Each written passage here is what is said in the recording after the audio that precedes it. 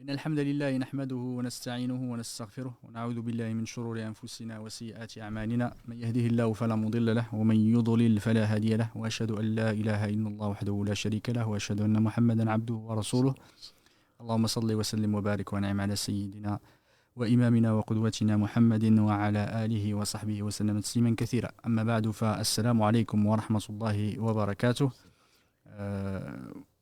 Effectivement, je vous remercie de votre présence aujourd'hui à cette nouvelle série que nous consacrons effectivement à un sujet, un concept important en islam. Je tenais à remercier Cheikh pour sa présence, alhamdoulilah. Qu'Allah subhanahu wa ta'ala le bénisse et le récompense par le meilleur. Et je remercie aussi les frères Mohamed et Karim dans les coulisses qui, alhamdoulilah, qu'Allah les récompense par ce qu'ils apportent et qui bénissent leur temps et leurs biens. Et alhamdoulilah, effectivement, ce sujet-là qui au-delà d'une action, c'est un concept. La hijra, c'est un concept, comme on va le voir, Inch'Allah Ta'ala, qui est extrêmement important dans notre religion. On va voir tous les aspects qu'il recouvre. Et on a choisi, ce sujet parce qu'il correspond effectivement à l'avènement de la nouvelle année de l'Hégire. Et effectivement, ça correspond à un moment important dans notre religion, un moment important de l'histoire de notre religion, l'histoire de la vie du prophète alayhi salatu wassalam. Et Inch'Allah, on verra qu'effectivement la hijra elle est passée par plusieurs étapes et d'autres. Et c'est aussi une sunna effectivement des prophètes et c'est une sunna en général de tout musulman qu'Allah subhanahu wa ta'ala a instauré sur cette terre. Barakallahu fik Cheikh de ta présence et je te laisse Inch'Allah introduire ce sujet. Jazakallahu khayran. Bismillah, alhamdulillah, wa salatu wa salam ala rasulillah. Barakallahu fika, si Mohamed. Et barakallahu fi à tous ceux et toutes celles qui sont fidèles et qui nous font confiance. Comme je dis, la confiance n'a pas de prix. Et donc nous avons effectivement, avec toi, à ton initiative, parlé donc de la hijra qui, au-delà, comme tu dis, des mots, au-delà de ce que les gens pensent, est tout un concept. C'est que la hijra, si étymologiquement on peut appeler le fait de quitter, d'abandonner, etc., c'est bien plus que ça. Et il y a des aspects effectivement ponctuels et il y a des aspects qui doivent être permanents jusqu'à ce que, comme disaient les meilleurs d'entre nous, jusqu'à ce qu'on rencontre Allah. Et ça, on oublie, je pense que c'est probablement la chose la plus importante. Parce que quand on entend donc une hijra, quand on quitte une hijra physique, si on peut l'appeler ainsi, une hijra d'une personne, une hijra d'un acte, etc., on a l'impression que ça y est, on a terminé. Alors qu'on s'inscrit comme dans la tauba, qu'on a déjà vu, comme dans le repentir, on s'inscrit en fait une fois qu'on met le pied à l'étrier, on doit s'inscrire, continuer jusqu'à rencontrer Allah subhanahu wa ta'ala. Donc je pense que c'est très important. Le mot que tu as utilisé, ça dit que c'est tout un concept, je dirais même c'est toute une vie. Exactement. Et donc si on la comprend comme ça, alhamdulillah, je pense qu'on a gagné. Si l'esprit est éveillé à cette compréhension, alhamdulillah, Allah subhanahu wa ta'ala nous facilitera donc l'objet de nos recherches. Et la hijra doit être effectivement une recherche, puisqu'Allah dit entre autres à son prophète sallam et aux musulmans derrière, dans la sourate Dhariyat, fafirru ilallah. Inni lakum minhu nadhirun mubin. Donc c'est le verset 50, je crois, de la sourate Dhariyat, la sourate 51. Donc le fait de fuir, souvent c'est vu négativement entre guillemets. Quand on dit hijra, on dit c'est l'exil ou c'est la fuite, alors qu'en réalité ça recouvre beaucoup plus que ça. Et donc comme tu l'as dit également, peut-être qu'il faut commencer par là, après l'avoir défini, donc c'est le fait de partir d'un point à un autre, c'est le fait d'abandonner une chose, c'est le fait d'abandonner une compagnie, d'abandonner un péché, d'abandonner une action. C'est également une sunna, comme tu l'as dit, c'est une sunna des prophètes, alayhi salatu wassalam. Donc c'est pour cela que la notion est extrêmement importante quand on parle de hijra. Et ça n'a pas commencé avec le prophète sallallahu alayhi wa sallam, mais l'exemple, moi, qui me vient en tête, c'est quand il a été éprouvé, choisi par Allah subhanahu wa ta'ala dans la grotte de Hira. Et donc alors qu'il ne s'y attendait pas. Il n'était ni descendant de roi, ni d'un noble particulier qui pourrait réclamer quoi que ce soit. Allah lui a fait aimer donc la vie monarchale, ou en tout cas le fait de se retirer de cette vie, de ce bas monde, du Zuhud. Et quand il a eu la visite surprise de l'ange Gabriel alayhi salam, et qu'il a été donc éprouvé quand il est revenu à son épouse, l'une de nos mères, Khadija Kaladagre, qui est au paradis, et qui lui a raconté ce qui lui est arrivé, elle l'a rassuré. Et c'est ce qu'on attend en tout cas de gens sages, de gens qui aiment, de gens qui ont un cœur dirigé vers Allah, c'est de conseiller les autres, notamment un mari en l'occurrence qui est affolé et qui découvre des choses auxquelles il n'attendait pas du tout. Et c'est ça la bonne compagnie. Donc quand tu lui as assuré, quand tu lui as raconté ce qui s'est passé, elle ne doutait pas de ce qu'il avait dit. Elle l'a amené chez son oncle, chez son cousin plutôt, Waraka ibn Nawfal, qui était connu pour lire dans les anciens livres. Bon, on pense que c'est l'évangile, d'après certains. En tout cas, qu'il lisait. Donc, la traduction peut-être en arabe de certains écrits anciens. Et quand elle l'a accompagné pour poser la question, pour le rassurer, elle l'a rassuré elle-même.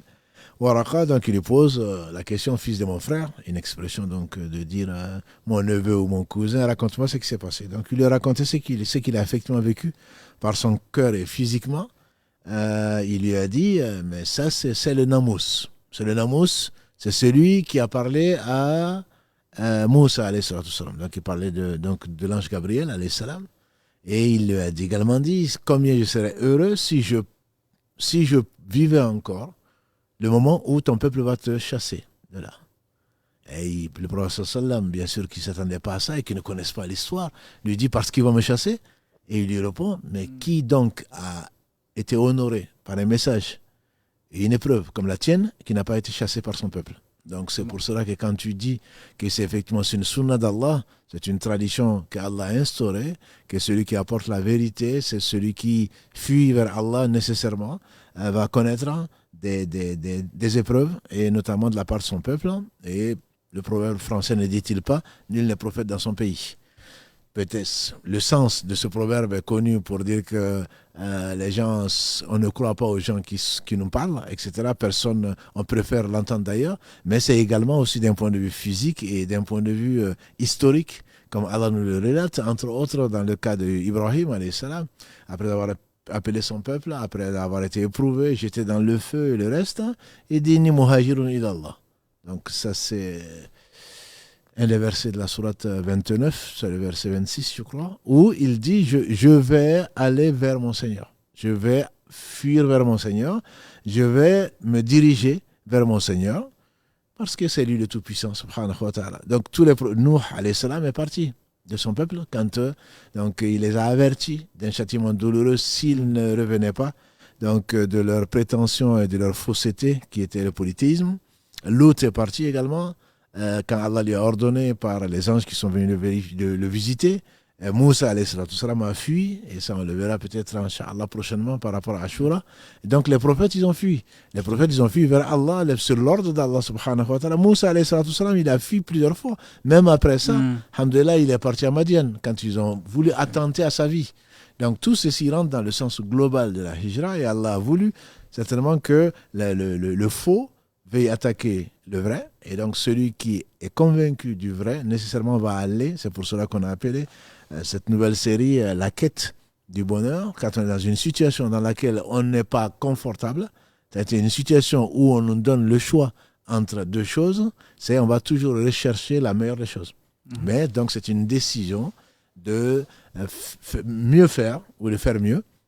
C'est pour cela donc que quand on revient à Waraka ibn Nawfal, il dit combien je serais heureux si je vis encore, si je pouvais t'aider le jour où ton peuple va te faire sortir, va te chasser.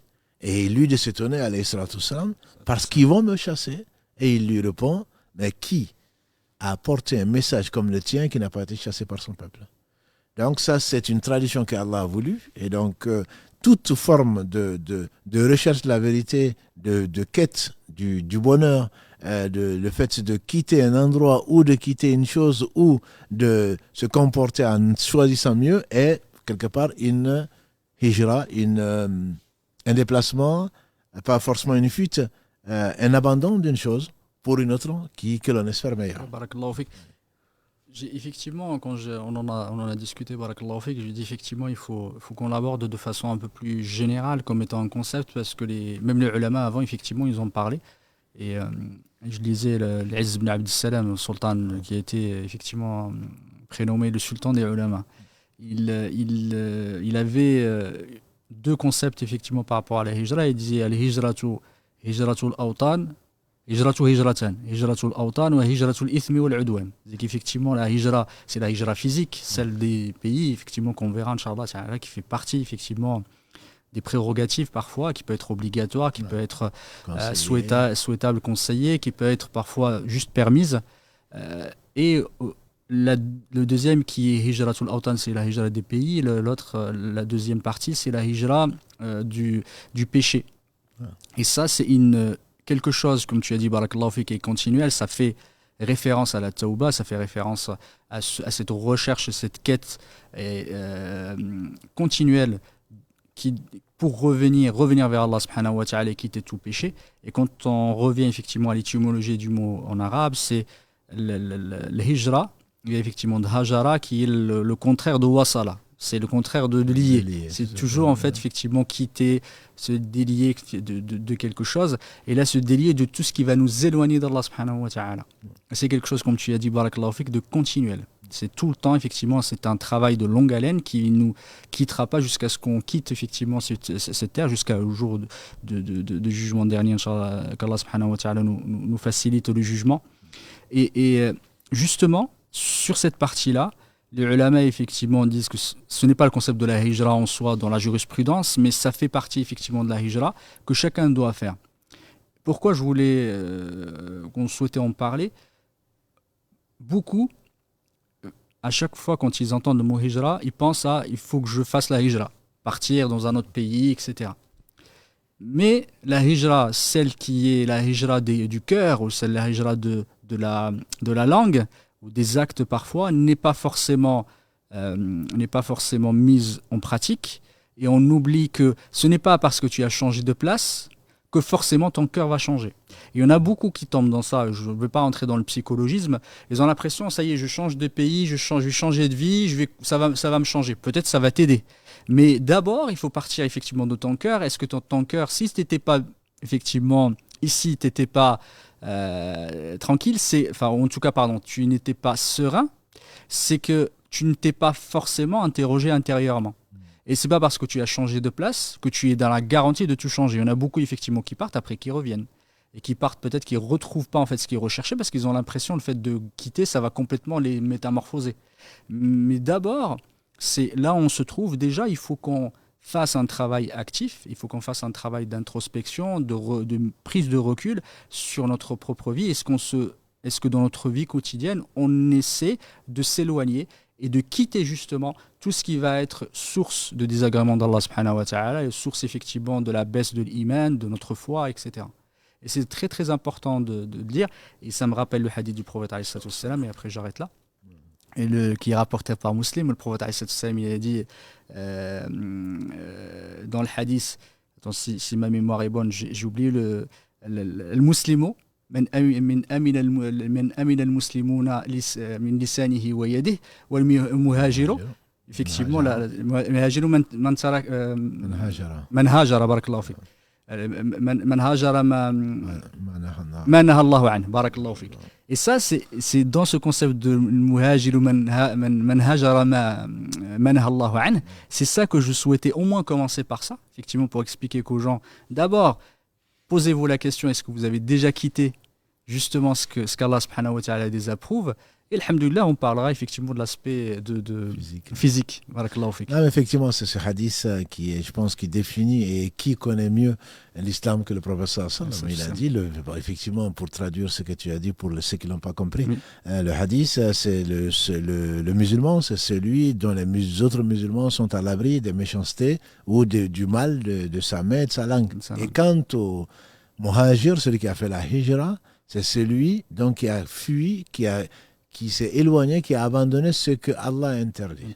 Donc je pense vraiment, si les gens sont arrivés, que ce soit Ibrahim, que ce soit après lui, alayhi salatu wassalam, les compagnons du prophète sallallahu alayhi wa sallam et tous les prophètes avant et après lui, s'ils ont pu partir physiquement, c'est parce qu'ils ont abandonné, parce qu'ils ont aimé Allah plus qu'eux-mêmes, parce qu'ils ont aimé ce que Allah a ordonné pour notre bien, c'est parce qu'ils voulaient appliquer ce qu'Allah a ordonné et qui n'y sont pas arrivés.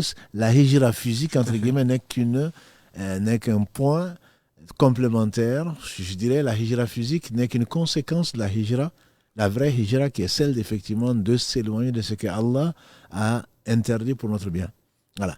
Donc à partir de ce moment-là, effectivement, si pendant 13 ans les compagnons du prophète sallam, les premiers en tout cas qui se sont soumis à Allah, qu'est-ce qu'il a fait le prophète alayhi sallam? Arrivé, à quoi il a appelé? Il a appelé au fait d'abandonner, donc de faire la hijra, d'abandonner ce que Allah a interdit, qui est la pire des injustices, qui est le politisme.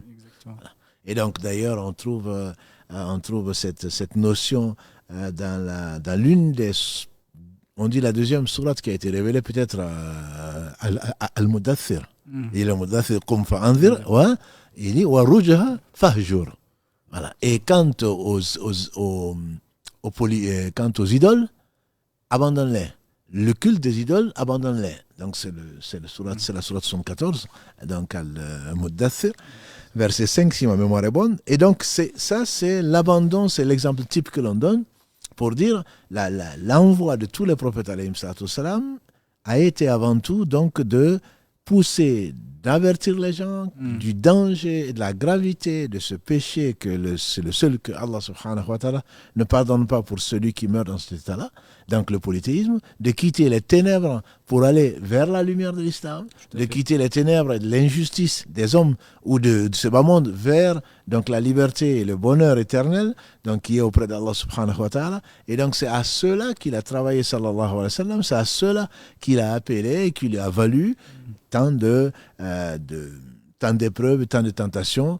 Des prophètes ont été tués pour cela. Lui, ce n'était pas le cas, mais c'est seulement quand il est parti, quand on a voulu attenter à sa vie. Quand on a voulu attenter à sa vie, c'est ce qui l'a obligé. L'ange Gabriel est venu le voir en disant, Ya Muhammad, sallam part. Allah te donne l'autorisation de partir. Tu as fait tout ce que tu as pu et tu as réussi ta hijra. Et donc, Allah te permet maintenant de partir, de quitter donc de ce territoire de la Mecque qui t'a vu naître, que tu aimes bien, pour aller donc dans un autre pays où il t'a réservé certainement mieux. Donc, cette notion, elle est extrêmement importante. C'est la question que l'on doit se poser. Je dirais, c'est la seule vraie question. Qu'est-ce qu'Allah aime? Qu'est-ce qu'Allah déteste? Sachant que ce qu'Allah aime, c'est le mieux pour nous, puisqu'il n'a besoin de rien. Ce qu'Allah déteste, c'est le fait d'abandonner, c'est le pire pour nous, c'est le mieux pour nous, d'abandonner donc ce qu'Allah déteste. Et c'est là, si on y arrive grâce à Allah, c'est là où qu'on aura fait la hijra, le fait donc d'abandonner, comme l'a défini le prophète sallallahu alayhi wa sallam, le vrai muhajir, le vrai émigré, entre guillemets, c'est celui qui a émigré de ce que Allah subhanahu wa ta'ala a interdit.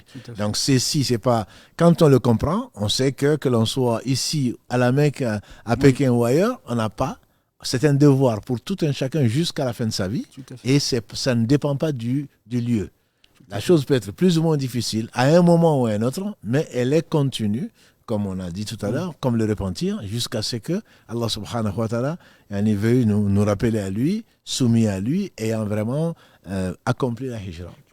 Et ce qui m'a marqué dans ce hadith, effectivement, c'est le lien entre la première phrase et la deuxième. La première phrase, effectivement, elle parle d'un sujet du musulman, du véritable musulman, celui qui, effectivement, les autres musulmans sont à l'abri des méchancetés ou des mots de sa langue et de sa main. Et ça, c'est la pire effectivement, ça fait partie des grandes injustices. Et ça, il faudra absolument s'en éloigner le plus possible. Et Allah, le prophète, juste derrière, il dit c'est-à-dire que c'est le vrai, effectivement, immigrant, c'est le vrai, celui qui va quitter, c'est celui qui quitte ce qu'Allah subhanahu wa ta'ala a interdit. Et justement, il est venu après un élément fort qui est l'injustice vis-à-vis des autres, qui est la pire, on dirait, vis-à-vis d'un homme. Après, l'injustice vis-à-vis d'Allah subhanahu wa ta'ala, c'est l'injustice qu'on peut porter vers les gens. Et effectivement, je vois des fois nos sœurs et nos frères, ils se posent pas la question comment ils sont vis-à-vis de leurs proches, vis-à-vis de leur famille, vis-à-vis effectivement de leurs voisins, vis-à-vis des autres musulmans et vis-à-vis des hommes ou des humains qui les entourent. Et parfois, ils font preuve d'énormes injustices, où ils font preuve effectivement de comportements ignobles, et ils n'ont en tête parfois que de se dire effectivement il faut que je fasse la hijra dans un autre pays. Et effectivement on va en parler tout à l'heure, on va parler des mérites derrière quand on le fait, mais là, dans cette partie-là, parfois on délaisse les priorités, parfois, et on s'accroche parfois à on va pas dire effectivement une priorité par rapport au temps, par rapport au moment. Comme tu as dit, la hijra, c'est une obligation, je dois la faire tout de suite, je dois le quitter. Et comme le prophète a dit, et je rajoute un autre hadith, c'est ma mémoire est bonne aussi, j'essaie de, effectivement, qui a été rapporté par Abu Daoud, on a demandé au prophète, Ayyul hijrati afdal, quelle est la meilleure hijra? Et le prophète a dit, man hajara ma harram Allah. C'est celui, effectivement, qui quitte, c'est qu'Allah subhanahu wa ta'ala a interdit.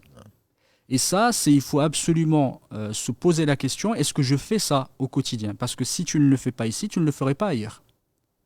Si tu ne quittes pas ici, tu ne quitteras pas effectivement ailleurs. Et je voulais, au moins, si tu pouvais faire un rappel là-dessus, même si peut-être que le cours ne s'y prête pas de ce point de vue-là, parce qu'on veut parler de la hijra, mais je me dis que c'est un élément essentiel que les gens commencent à se poser des questions, comment ils sont vis-à-vis des autres. Comment je me comporte, parce que ça fait partie de la hijra spirituelle ou la hijra morale, on peut parler de ça, même au-delà, c'est de la hijra, soit de la langue ou la hijra des actes, de quitter effectivement, de se poser la question, comment je me comporte vis-à-vis des autres, que je ne suis pas injuste, et comment j'arrête tout de suite et je quitte cet état-là vers un état meilleur. Je pense que c'est au cœur du sujet. Oui. Je suis désolé. C'est au cœur même du sujet parce que les meilleurs d'entre nous, ce sont ceux qui ont les meilleurs comportements. Comportements vis-à-vis de qui? Bien sûr vis-à-vis d'Allah, mais également vis-à-vis de ses créatures. Allah ne pardonne pas man al-muflis, a dit le prophète sallallahu au jour du jugement dernier, qui est le vrai perdant, l'insolvable. C'est celui qui vient avec des prières, donc il a voulu faire du bien pour lui-même, qui vient avec les jeunes, qui vient avec les sadaqat et qui a fait du mal en prenant le bien d'un tel, en frappant tel autre, etc. etc. Donc cette injustice-là, c'est ce que Allah a interdit. Ô mes serviteurs, je me suis interdit l'injustice, je l'interdis entre vous, ne vous faites pas injustice. Donc à partir de ce moment-là, si on ne se pose pas la question de savoir qu'est-ce que c'est que l'injustice, et l'injustice, c'est ce qu'Allah a interdit. Une fois qu'il a interdit ça, ça veut dire que c'est la vraie hijra, en tout cas le début, et jusqu'à la fin, c'est le fait justement de fuir l'injustice. Parce qu'Allah l'a interdit. Donc je dirais c'est vraiment au cœur de notre sujet, je dirais ça doit être en tout cas au cœur de nos préoccupations. Donc nos comportements, le bon comportement c'est quoi? C'est le fait d'éviter les injustices. Allah pardonne toutes les injustices, y compris les injustices vis-à-vis de lui si on se repent, mais le repentir vis-à-vis de l'injustice faite à autrui nécessite la réparation. Tout à fait. Voilà. Donc si on continue à être injuste, même si on est absent physiquement, on est quand même injuste. Si on est parti en laissant des voisins, des frères, des sœurs dans une position qu'on n'a pas... où on leur doit quelque chose, on va le payer. C'est pas parce qu'on a fait la hijra à gauche, à droite que l'on va pas payer l'injustice, puisque Allah va le faire payer ici-bas ou dans l'au-delà. Donc effectivement, la vraie hijra, c'est le fait de se poser à tout instant, ou au moins tous les jours, la question de savoir, je sais ce qu'Allah a interdit, si je ne le sais pas, je dois l'apprendre. Maintenant que je le sais, qu'est-ce que je fais? Et je n'attends pas, effectivement, pour partir de ma position d'injuste, de ma position de transgresseur, vers la position de repentant. Et Allah aime les repentants. Parlons de ça, ça me rappelle un autre sujet, effectivement. On peut parler de la hijra positive, une hijra qui est demandée, qui peut être obligatoire, souhaitable. Il y a de l'autre côté ce qu'on appelle le hujran, c'est le fait, ça vient un peu effectivement de la même racine, c'est le fait de quitter des personnes. Là effectivement je vais tourner plutôt des personnes qui peut être parfois bénéfique, essentiel pour l'éducation, pour effectivement fuir, fuir effectivement les gens quand ils commencent à discuter de choses qui sont interdites, c'est le fait de les quitter jusqu'à ce qu'ils reviennent, effectivement, qu'ils changent de discussion. Ça c'est une façon de soit éduquer, soit de quitter effectivement des personnes. Mais parfois, elle peut être faite dans le mauvais sens. Et je vois des choses, ça me fend le cœur parfois. Certains frères qui ne se passent pas le salam. Je l'ai vu, ça m'attriste, vraiment. Et le prophète, alayhi salatu wassalam, il dit effectivement qu'il est interdit de ne pas, j'arrive pas à trouver le mot, si je l'ai en arabe, mais en français, effectivement, de ne pas parler à quelqu'un ou de la hijra. Ça s'appelle hijra, man hajara, effectivement. J'arrive pas à trouver le mot. Il y a un mot spécifique là pour dire que le fait de rompre les liens avec lui, ne pas lui passer le salam au-delà de 3 jours, effectivement. Et au-delà de 3 jours même, il y a un châtiment, effectivement, dans un autre hadith. Et je voulais que tu fasses un rappel par rapport à ça, parce que même quand tu le vois dans la mosquée, parfois dans nos mosquées, entre les frères, je trouve ça dommage, parce que ça peut être, ça fait partie parfois de la hijra dont on parle, qui est la hijra bénéfique, et qui est quittée, justement, ce qu'Allah subhanahu wa ta'ala n'aime pas. Parce que soit les gens, effectivement, ne font que te tirer vers le bas, le fait de les quitter, mais il faut que ça soit toujours fait de la bonne façon, de la meilleure façon. Il ne faut pas que ça soit même le faire sentir, dire des fois les ulama, il ne faut pas faire sentir ces choses-là. Tu peux tout à fait quitter des gens tout en gardant des bons liens. Mais tu changes effectivement d'état. Tu n'es plus à être avec eux de façon, comment dire, des liens très fort avec eux, mais tu peux totalement te détacher parce qu'il y a des choses qui te déplaisent du point de vue religieux. Mais tu ne veux pas leur faire sentir parce que tu veux garder cette fraternité de l'islam. En revanche, parfois, tu peux le faire sentir parce que c'est un rôle d'éducateur, que ça peut être un alim, un imam, effectivement, un parent vis-à-vis de ses enfants. Parfois, il peut ne pas leur parler pour leur signifier qu'ils ont fait quelque chose de faux. Ça, on l'a vu effectivement pendant les cours d'éducation. Mais parfois, il y a des façons où on dépasse pour que ça arrive à de l'injustice ou ça arrive effectivement à de la détestation. Et c'est contraire même à la fraternité. Effectivement, il y a ce que certains appellent hijratul amil. Exactement. Voilà, donc il y a 3 types de hijra, les 2 dont tu as parlé.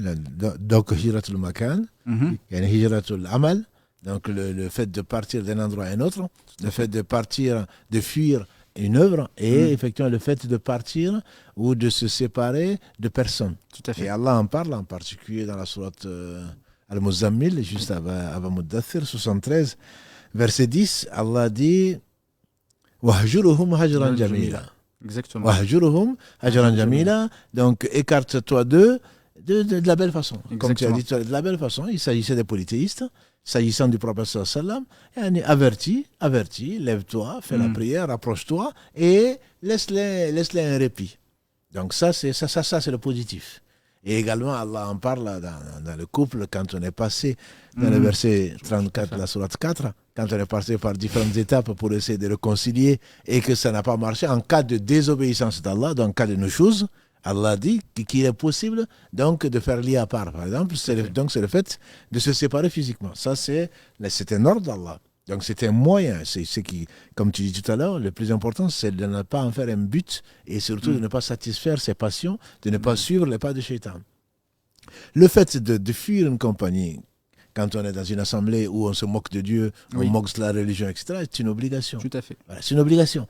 Après, le fait de ne pas se passer le salam ou autre, le prophète sallam a insisté, justement, il parle de hijra de son frère. Tout à fait. Donc pendant plus de 3 jours, 3 jours, c'est le maximum. Exactement. Mais parfois, c'est une obligation. On a vu dans la science de l'éducation, et un compagnon qui s'appelait Abdallah, qui a dit à son fils, qui était par ignorance, qui jetait des petites pierres, il a dit ne le fais pas. Le prophète sallam a dit ne le fais pas parce que ça ne tue pas un oiseau, mais ça peut crever un œil. Et celui-là a continué à le faire. Il a dit Wallahi, je te dis que le prophète sallam a interdit ça, tu le fais, je ne te parle plus. Donc là, ça peut être une question d'éducation.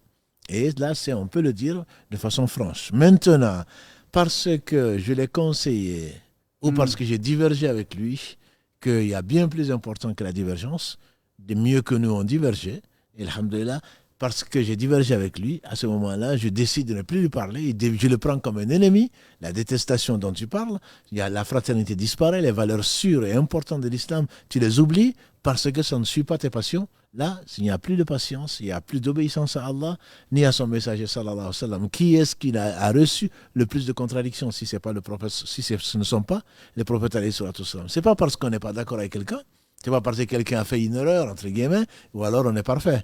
Donc, que quelqu'un a fait une erreur à ce moment-là, nous on lui pardonne, nous on lui adresse la parole. Pourquoi? C'est parce que notre propre personne, c'est quelque part de la fatuité. Notre propre personne représente le modèle et il ne sait pas qui je suis, quelque part ça devient même de l'orgueil.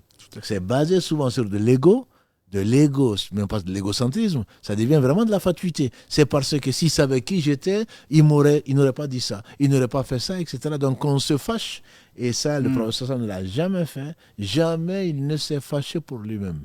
Jamais, chaque fois qu'il s'est mis en colère, c'est pour la cause d'Allah subhanahu wa ta'ala.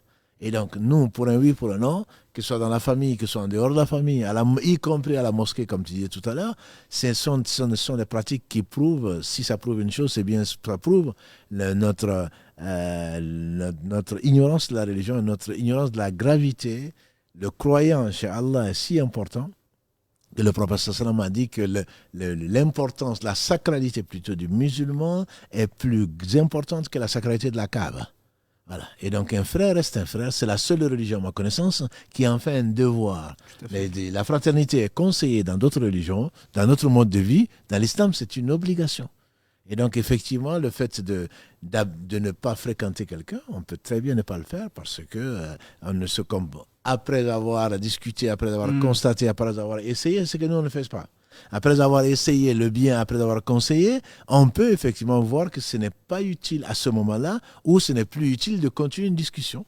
Mais cela ne veut pas absolument dire qu'il y a de la détestation. Tout à fait. Ce n'est pas du tout de la détestation. Voilà. Donc ça, ce sont des comportements que l'on trouve malheureusement, y compris dans les mosquées, qui ne sont pas du tout dans l'esprit de l'islam. Est-ce que tu as cité tout à l'heure l'exemple effectivement du compagnon qui lui a dit je ne te parlerai plus parce que certains là disent que tu ne fais ça que quand tu as un certain pouvoir justement de ne plus lui parler parce que tu sais que derrière il y a un objectif. Tu attends quelque chose derrière. Mais si le fait que tu l'abandonnes et qu'il n'y a plus personne pour le guider, effectivement pour le conseiller, tu as un devoir effectivement de continuer à essayer effectivement de le convaincre et d'essayer de l'accompagner. Parce que si il n'y a plus personne qui lui dit, justement, il va se retrouver. On a un devoir sans se faire du mal. Et même si effectivement on le fait, comme tu viens de citer le verset, Hajran Jamila, de la meilleure façon. Et ça, c'est les polythéistes. On ne parle pas de ton frère. Hein. Exactement. Non, mais nous, chez nous, nos frères sont parfois pires que les polythéistes. Exactement, absolument. C'est pire que les ennemis. On les considère absolument. Ah oui, c'est quelque chose que je trouve, à un moment, on prend du recul sur les valeurs de l'islam et pourquoi l'islam, effectivement, à quoi il a appelé, on ne peut pas se comporter de telle manière. C'est contraire à l'éthique de l'islam que de complètement... même montrer, justement, on montre la détestation, tu montres qu'à la personne, effectivement, cette haine que tu as envers lui, en ne voulant pas lui passer salam. Et ça, c'est un des béaba, on va dire, de l'islam, c'est de passer le salam à quelqu'un. C'est une preuve d'amour, c'est une preuve de respect. Le prophète sallam n'a-t-il pas dit vous ne rentrez au paradis qu'à condition que vous aimez. Et à condition que vous soyez croyant. Et vous ne serez croyant qu'à condition que vous aimez. Non, mais c'est extraordinaire. On est tous convaincus qu'on ne rentrera pas, qu'on ne rentrera au paradis que les croyants. Et tu ne seras véritablement croyant qu'à condition que vous aimez. Ne vous indiquerai-je pas un moyen par lequel, si vous le faites, vous allez vous aimer. Afshu salam bainakum, passez-vous le salam. Et donc, soit on croit à ce qu'il a dit, soit on n'y croit pas, on suit ses passions. Donc, effectivement, c'est quelque chose de très important. Et comme tu l'as dit, dans l'éducation, si tu fais si tu décides, tu en fais un moyen. La hijra, tu en fais un moyen, c'est pas un but en soi. C'est ça. Donc, si je te parle pas, c'est parce que ça va te toucher. Si je fais l'IAPA, c'est parce que ça va te toucher. Pour te faire revenir à mieux. Ce n'est pas de la détestation. Tout à fait. Pas du tout. Je te veux du bien, c'est pour cela que je t'ordonne le bien d'une certaine façon, une fois que certaines autres façons n'ont pas été comprises ou mises en pratique. Donc, ce n'est qu'un moyen pour revenir à la réconciliation, à l'amour, à l'entente, etc. Exactement. Et pas quelque chose qui est un moyen de punir quelqu'un à vie. Ou je ne sais quoi d'autre. Comment fait qu'Allah te récompense par le meilleur. Et alhamdoulilah, effectivement, cette hijra, on voit effectivement que c'est un concept, même c'est un mode de vie qu'il faut garder. Que la hijra, elle peut être du point de vue positif ou du point de vue négatif aussi, effectivement quitter pour justement, pas du point de vue négatif, ça peut du point de vue obligation. Et quand on parle effectivement d'obligation, et on parle de façon effectivement, d'obligation, on parle de l'istihbab, le fait que ça soit souhaitable, que ça soit permis. Je voulais juste, est-ce que tu pouvais, Cheikh, juste nous parler effectivement des statuts religieux vis-à-vis de ce qu'on vient de parler sur le statut de la hijra. Donc la hijra est d'après les gens, d'après les savants, parce que nous on n'en est pas, comme je t'ai entendu dire quand j'étais pas là, on n'est pas les savants. Donc les savants distinguent, en tout cas l'avis le plus correct que j'ai entendu sur la hijra, c'est qu'il y a plusieurs statuts. Ce n'est pas du tout ou rien comme on entend souvent, c'est obligatoire, c'est haram, c'est cela. J'ai entendu Cheikh Rouhaili, qu'Allah le récompense par le meilleur. De ce que j'ai compris de son propos sur la hijra, il y a plusieurs types de statuts. Il y a une hijra qui est obligatoire. Elle est obligatoire quand on ne peut pas pratiquer. On n'a pas été créé pour vivre de Danone ou d'autres choses. On n'a pas été créé pour cette vie, on a été créé pour l'au-delà. On a été créé pour adorer Allah subhanahu wa ta'ala. Si on n'y arrive pas quelque part, on est obligé d'en partir. Là, tu parles de la hijra de l'endroit, des pays, etc. Voilà, tout à fait. Je parle de cette hijra qui devient obligatoire, mais une hijra du haram est toujours obligatoire. Donc là, celle-là, la hijra morale. Voilà, la hijra morale ou spirituelle, celle-là, elle est obligatoire, sauf pour celui sauf exception, où on est contraint. Bon, ça, on ne va pas rentrer dans ce détail-là. Là, c'est clair, Allah permet, dans la contrainte, c'est qu'il ne permet pas dans autre chose. Donc, il y a cette hijra où, quand on fait un examen de conscience, on se rend compte que rien ne me retient dans cette position que mon confort personnel. Et donc là, j'ai choisi la vie de ce bas monde par rapport à l'au-delà. Et donc, je dois fuir vers Allah. Je dois fuir vers ce que Allah a exigé. Par conséquent, là, c'est une hijra qui est obligatoire. De tout point de vue, tant d'un point de vue spirituel que d'un point de vue physique, si besoin en est. D'accord. Du coup, pour la hijra physique, effectivement, tu as dit les conditions, c'est que quelque part où, que ce soit un pays, effectivement, on ne peut pas justement pratiquer. Quelles sont les conditions ? Ou un endroit où on ne peut pas pratiquer les concepts, les lois ou ses devoirs vis-à-vis d'Allah et vis-à-vis de ses créatures, donc les ordres d'Allah où on ne peut pas les pratiquer, à ce moment-là, on peut chercher les prétextes que l'on veut, sauf contrainte, on n'a pas le droit d'y rester, on doit chercher mieux.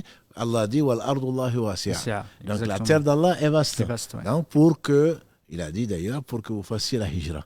Donc là, ça concerne le verset également où les anges descendent pour ceux qui ont été injustes vis-à-vis d'eux-mêmes. À quoi vous étiez ? On dit on était faibles ce matin. La faiblesse n'est une faiblesse de foi, c'est une faiblesse de cœur, c'est pas une faiblesse physique. Donc si c'est une faiblesse physique, là ça devient une faiblesse. Et comment ça devient une question de contrainte ? On n'a pas celui qui est handicapé, celui qui n'a pas les moyens de le faire, etc. etc. Ceux-là ne sont pas concernés. Mais en dehors de cela, ça devient une obligation. Qu'on fasse un examen de conscience, qu'on essaye. Ça concerne bien entendu les gens qui croient en Allah et au jour du jugement dernier qui essayent d'appliquer donc déjà les ordres d'Allah, les préconisations, les choses qui sont conseillées. Allah l'a clairement défini et l'a prescrit et l'a conservé. Donc déjà, il faut savoir qu'est-ce qui est obligatoire dans cette vie, pourquoi nous avons été créés, etc. Donc celui qui ne s'en occupe pas, bien entendu, celui-là n'est pas concerné par notre propos. Donc, ce qui est obligatoire pour celui qui est mukallif, qui est responsable et qui sait pourquoi il a été créé, qui adore son Seigneur, c'est certainement de s'acquitter de ses devoirs vis-à-vis d'Allah, vis-à-vis de ses créatures. Donc là, quand on ne peut pas le mettre en pratique, on ne peut pas le faire, à ce moment, la hijra devient une obligation. D'accord. C'est la première catégorie. La deuxième catégorie, c'est qu'on arrive, la hijra devient conseillée quand on s'acharne, je dirais, on a tous les efforts pour le faire, mais on n'y arrive que difficilement. On n'y arrive que difficilement, donc il est conseillé pour nous, parce que ce bas monde, comme on le verra, Inch'Allah, ou comme on l'a déjà vu donc le mardi, ce bas monde ne représente pas grand-chose, et toutes les sources de péché viennent du fait qu'on a favorisé ce bas monde par rapport à l'au-delà. Donc on a du mal, on fait tant bien que mal. Ces obligations, entre guillemets, en les retardant, en les faisant mal, alors qu'on sait très bien pourquoi et qu'on peut faire mieux. Voilà. Pas parce qu'on a des waswas, pas parce qu'on a un manque de mémoire, pas parce que ceci, cela, mais parce qu'on est négligent ou on est préoccupé par autre chose. Là, la hijra devient quelque chose de recommandé, pour ne pas dire de très recommandé. Alhamdoulilah. Et effectivement, quand tu disais tout à l'heure le sujet de l'obligation, c'est que tu ne peux pas pratiquer tes obligations et tu ne peux pas effectivement pratiquer les obligations et la pratique des jama'at, effectivement le fait de faire la jumu'a, le fait de faire la jama'a, le fait de faire par exemple salat al-Eidain, etc. On ne peut pas dire des symboles, mais effectivement les grandes adorations, qui sont des adorations de groupe. Dès ce moment-là, effectivement, tu peux le pratiquer. Dans le deuxième cas, tu avais dit effectivement que ça devient souhaitable quand on peut faire, par exemple pour faire le jama'a, tu peux faire le jumu'a, tu peux faire ta prière, tu peux aller à la mosquée faire ta prière, mais Derrière, il y a le péché est plutôt prédominant. Oui. C'est plutôt, effectivement, les ulama, ils en parlent. Même des fois, ils disent que c'est la terre d'islam et que est-ce qu'obligatoire dans une terre de péché où le péché est prédominant, est-ce qu'on doit partir dans un autre pays ou pas? Alors, ils ont divergé. Effectivement, et à ce moment-là, c'est souhaitable de partir parce que tu vas chercher toujours mieux. Effectivement. Ce qui va t'aider tout le temps à fuir le péché. Est-ce qu'il y a un moment où c'est seulement permis de faire la hijra? Il est permis de faire la hijra dans la mesure où on fait le choix, on arrive à appliquer, je dirais, que tu sois dans un pays musulman, non musulman, une terre, toute la terre est musulmane, là où tu es, tu arrives à appliquer, mais tu pourrais appliquer mieux, quelque part, tout en appliquant parfaitement, en tout cas de façon complète, c'est les ordres d'Allah, quelque part, tu n'es pas obligé d'en partir, mais tu sais tu penses en tout cas, tu espères que dans un autre endroit, tu le ferais mieux encore. Auquel cas, ça devient souhaitable de le faire, puisque l'au-delà, tu feras le choix de l'au-delà et le paradis à 100 degrés. Donc tu vas fuir le châtiment d'Allah et tu vas fuir le péché, qui est donc l'une des définitions de la hijra, et tu vas donc te rapprocher d'Allah au travers donc de ce sacrifice, entre guillemets, que tu ferais, puisque la hijra, comme tu l'as dit, on en parlera, c'est les bénéfices sont énormes. Voilà. Donc là, il est souhaitable pour la personne de chercher toujours mieux, donc d'être ambitieuse et d'aller vers ce que Allah aime le plus. Quand je parlais effectivement du point de vue permis moubah, ça veut dire qu'effectivement il n'y a pas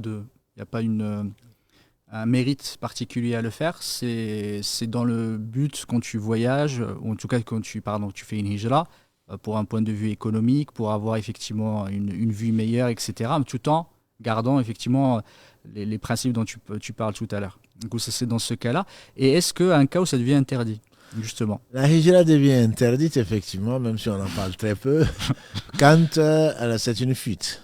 C'est une fuite de ses responsabilités. Les gens ont besoin de toi. Et ce que tu fais, là où tu vas, tu pratiqueras moins, ou tu ne pourras même pas pratiquer par rapport à là où tu es.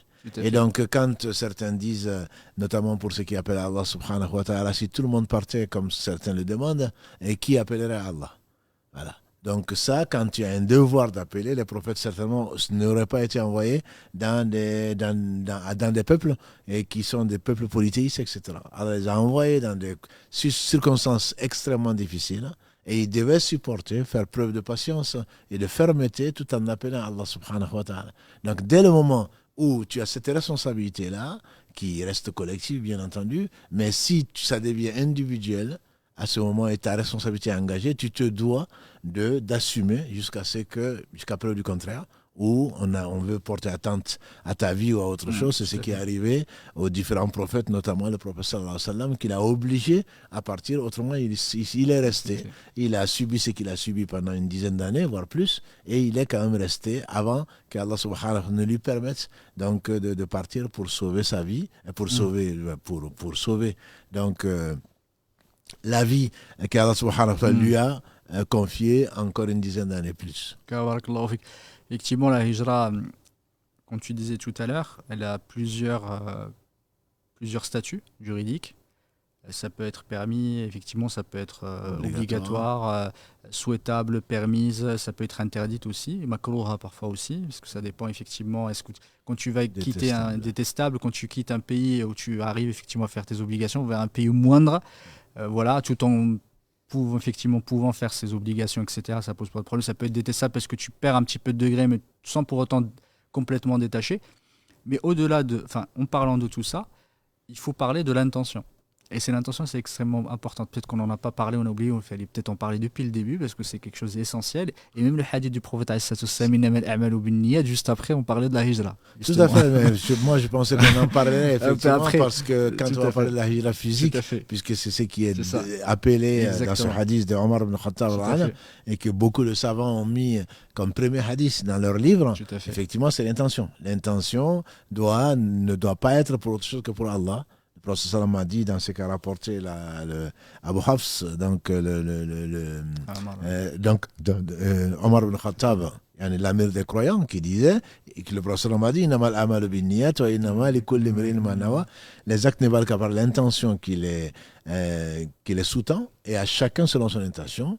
C'est là où il a précisé, en donnant des exemples d'ailleurs, éloquents, comme Allah lui a fait de lui, celui dont la hijra est faite pour Allah et son messager, sa hijra sera comptée pour Allah et son messager. Et celui qui va faire la hijra pour épouser une femme, parce que ça peut arriver, c'est pas la distance est la même, les apparences sont les mêmes, mais en fait il a quitté le pays pour aller, c'est celui qu'on appelle celui qui a fait la hijra pour Qais, comme on l'appelle dans la tradition, même si c'est discuté, et celui qui a fait la hijra pour une femme, pour l'épouser ou pour dunya ou autre chose, voilà, et sa hijra il sera compté pour ce pourquoi il l'a faite. C'est-à-dire qu'au-delà de l'aspect physique, au-delà, parce que la première hijra dont tu as parlé, c'est laquelle nous avons insisté, de l'aspect spirituel, et ça c'est intérieur. Allah sait qu'on ne va pas fuir un péché pour autre chose, à moins qu'on craint le cancer, on craint la mort, etc. Voilà, mais je ne parle pas de celle-là. Mais en général, quand on fait son bilan et que l'on abandonne un péché, c'est pour Allah. Alors que quand on quitte un lieu pour un autre, Allah seul sait ce qui sous-tend. Tout à fait. Donc cette démarche qui paraît noble. Voilà, c'est pas noble, mais en réalité, elle n'est pas faite pour Allah, c'est pour aller rejoindre mademoiselle ou madame machin, voilà, ou pour avoir un poste, ou pour autre chose, mais ce sera compté quand même. Allah est juste. Allah va récompenser la personne, soit elle refuse de mariage ou elle refuse pas, soit on a le poste, soit on l'a pas, mais Allah va récompenser tout un chacun. Donc, sa récompense sera dans ce bas monde et pas dans l'au-delà, parce que, comme on le sait, celui qui fait une chose pour Allah et pour quelqu'un d'autre, certainement, la personne, Allah n'accepte pas ce qu'elle fait. C'est la deuxième condition, si on veut, ou l'une des deux conditions d'acceptation des œuvres. Donc, si on le fait pour autre que Allah, on ne devra compter que sur ce pourquoi on l'a fait, et surtout pas sur Allah subhanahu wa ta'ala, effectivement. C'est le hadith central sur lequel reposent, comme disent les savants, tous les actes qui sont intérieurs. Toute œuvre que l'on fait, malgré les apparences, malgré les félicitations qu'on peut avoir, toutes les œuvres sont basées sur ce hadith qu'il faut méditer, et que le Bukhari et d'autres, et Nawawi en particulier a choisi parmi ces 40, et le Bukhari l'a mis en introduction, c'est d'autres aussi, les œuvres ne valent que par l'intention qui les anime. Les œuvres, bonnes œuvres déjà, il faudrait que l'on soit clair, parce que souvent on dit je fais le péché, mais bon, Allah sait que je suis sincère. Non.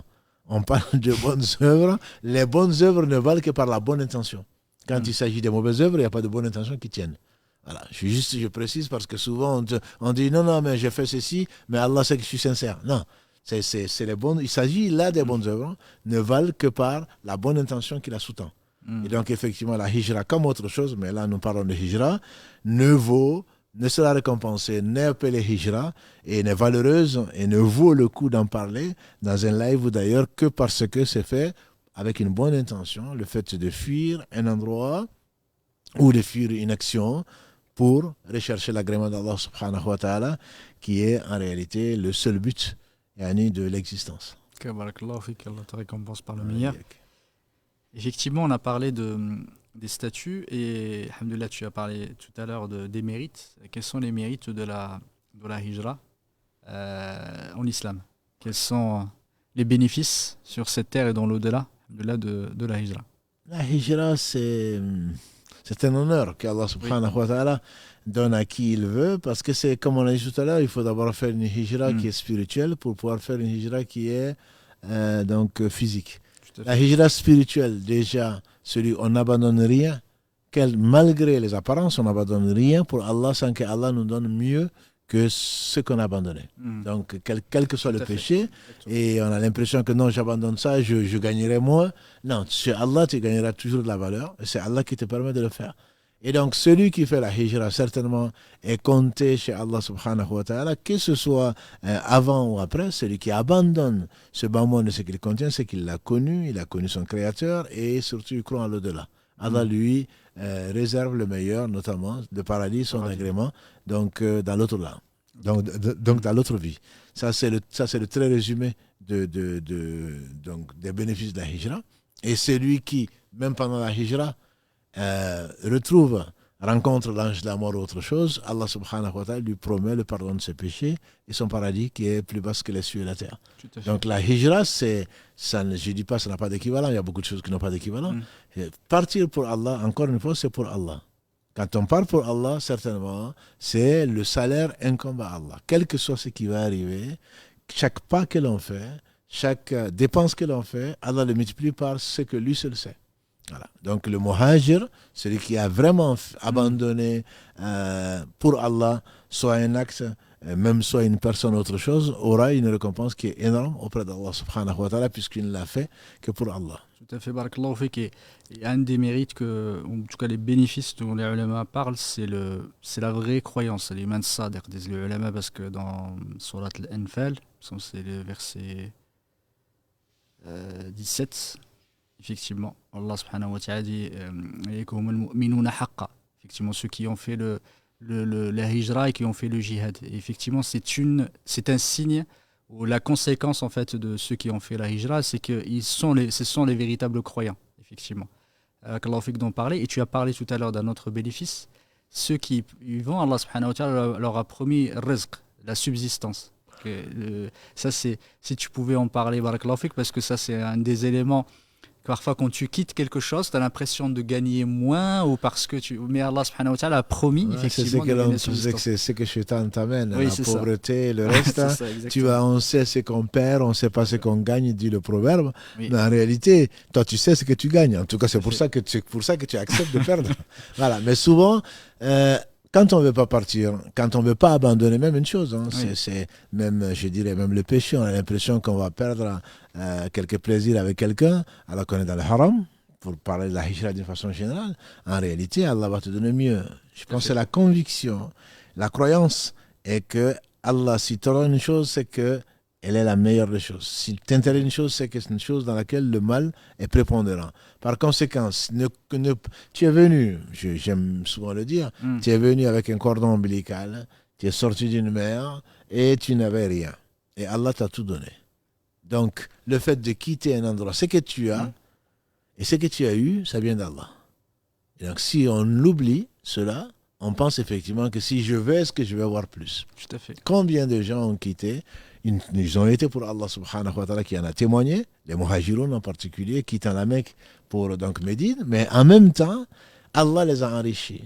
Et c'est la promesse d'Allah. Celui qui quitte pour Allah, Allah va l'enrichir. Tant d'un point de vue cœur, de croyance dont tu as parlé, mais même d'un point de vue matériel. Combien sont devenus, entre guillemets, des riches alors qu'ils étaient pauvres à la Mecque? Et d'ailleurs, c'est ce que le prophète sallallahu alayhi wa sallam disait, même aux Ansar, je vous ai trouvé pauvre, Allah vous a enrichi. Donc le risque dépend d'Allah et ça fait partie des 4 choses qui sont écrites une fois qu'il y a une fécondation et que l'ange de chercher des matrices doit écrire. Le risque, ce n'est pas un endroit. Bien sûr, Allah donne ce qu'il veut à qui il veut, là où il est, mais ce n'est pas parce qu'on a ce qu'on a qu'Allah peut également faire disparaître, parce qu'on a préféré, on a mis sa confiance sur le matériel et pas sur Allah. Et donc, les choses peuvent disparaître par un incendie, par un vol, par tout ce qu'on veut, et ça, on l'oublie. Donc, le fait de partir pour Allah, c'est savoir que Allah garantit, comme tu l'as dit tout à l'heure, Allah garantit la subsistance. Il garantit cette subsistance. Si on croit vraiment à Allah, c'est facile à dire par la langue. Si on y croit vraiment, on peut avoir des appréhensions, mais il est sûr que Allah va assurer la subsistance de toutes ces créatures tant qu'elles vivent. C'est une garantie. Exactement. Et tout à l'heure, j'ai cité l'Anfal, je me suis trompé, c'est 74. 74. Et justement, on dit lahum maghfiratun wa rizqun karim. Et ça, c'est très important de le savoir. Bon, on va le réfléchir. C'est 74 parce que est-ce qu'il y a mal mu'minun alladhina amanu billahi wa rasulihi thumma lam yartabu jusqu'à ce qu'ils disent ulaika humul mu'minun haqqan lahum maghfiratun wa rizqun karim. Donc ça, c'est au début de la sourate Anfal. Effectivement, le verset, c'est walladhina amanu wa hajaru. Effectivement. Et c'est jusqu'à. Et son sourate Nisa aussi, il parle. Lahum muraghaman kathira wa sa'a. Effectivement, parlant de ceux qui, effectivement, alladhina yuhajiruna fi sabilillah.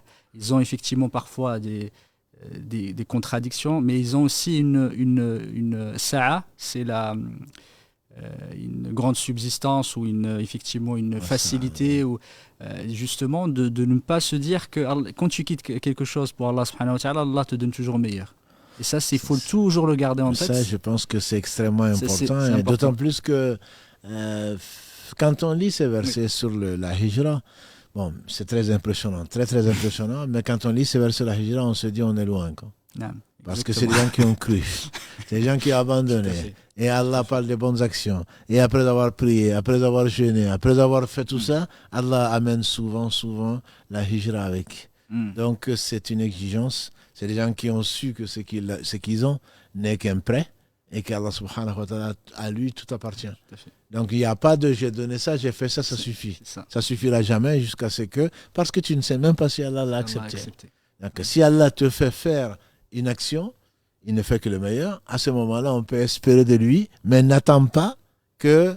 ne compte pas sur tes actions, comme l'a dit le prophète sallallahu. Aucun d'entre vous ne rentrera au paradis par ses propres actes. On dit même toi, il dit même moi, si Allah ne me fait pas miséricorde.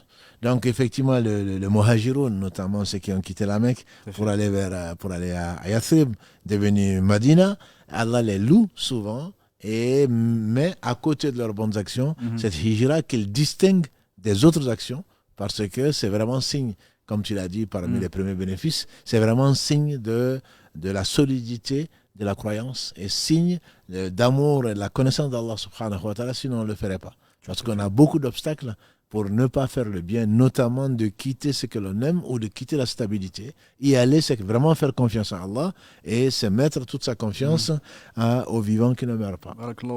Effectivement, il y a ce mérite-là, le mérite de la vraie croyance, le mérite justement de la subsistance, il y a le mérite du pardon, effectivement, de la maghfira. Il y a le hadith de Muslim qui est rapporté par Muslim, dit al-hijra tutahdimu ma qablaha, mais ça c'est la hijra, la vraie hijra qui ne va plus se répéter, effectivement. Ça c'est mais au-delà, Allah subhanahu wa ta'ala a promis le pardon pour ceux effectivement qui ont quitté quelque chose, que ce soit même de façon morale, effectivement, qui l'ont fait sincèrement, qui ont quitté en fait une terre pour le meilleur. C'est pour ça, entre autres, que les reconvertis, comme l'a dit le prophète sallam, l'islam efface ce qu'il y avait avant, parce qu'ils ont fait la vraie, entre guillemets, ils ont fait la hijra spirituelle, d'abandonner le polythéisme, d'abandonner la fausse croyance pour entrer en paix avec Allah subhanahu wa ta'ala. Donc tout ce qu'ils ont fait avant, Allah il le pardonne. Effectivement, ça fait partie des bénéfices. Exactement, dans ce hadith, le prophète alayhi salam parlait de l'islam yahdimu ma qabla, effectivement, pour tous ceux qui rentrent en islam, al-hijratu tahdimu ma qablaha wal hajju yahdimu ma qabla. Effectivement, il parlait du hajj parce qu'effectivement, celui qui a les trois choses, et le hajj qu'Allah subhanahu wa ta'ala vous accorde le hajj accepté, Inch'Allah, le hajj mabrour. Effectivement, ça détruit tous les péchés en fait qui le précèdent. Tout à fait. Qu'Allah subhanahu wa ta'ala la conversion, comme tu dis, ainsi que la hijra. Celui qui a quitté, effectivement, c'est une vraie, c'est un bénéfice qui est unique. Tout à fait. Et tu as parlé d'un élément important tout à l'heure, c'est le paradis. En premier, effectivement, c'est un des grands bénéfices, alhamdoulilah, qu'Allah subhanahu wa ta'ala nous accorde à tous le paradis. Amen. Ça fait partie effectivement des récompenses de celui qui a quitté pour Allah subhanahu wa ta'ala, qui a mis en danger qui a quitté son confort, qui a quitté son argent, ses biens pour Allah subhanahu wa ta'ala, à l'image des muhajirin. Il ne peut y avoir d'autres conséquences ou d'autres mérites que le paradis. C'est une certitude qu'Allah subhanahu wa ta'ala nous a promis.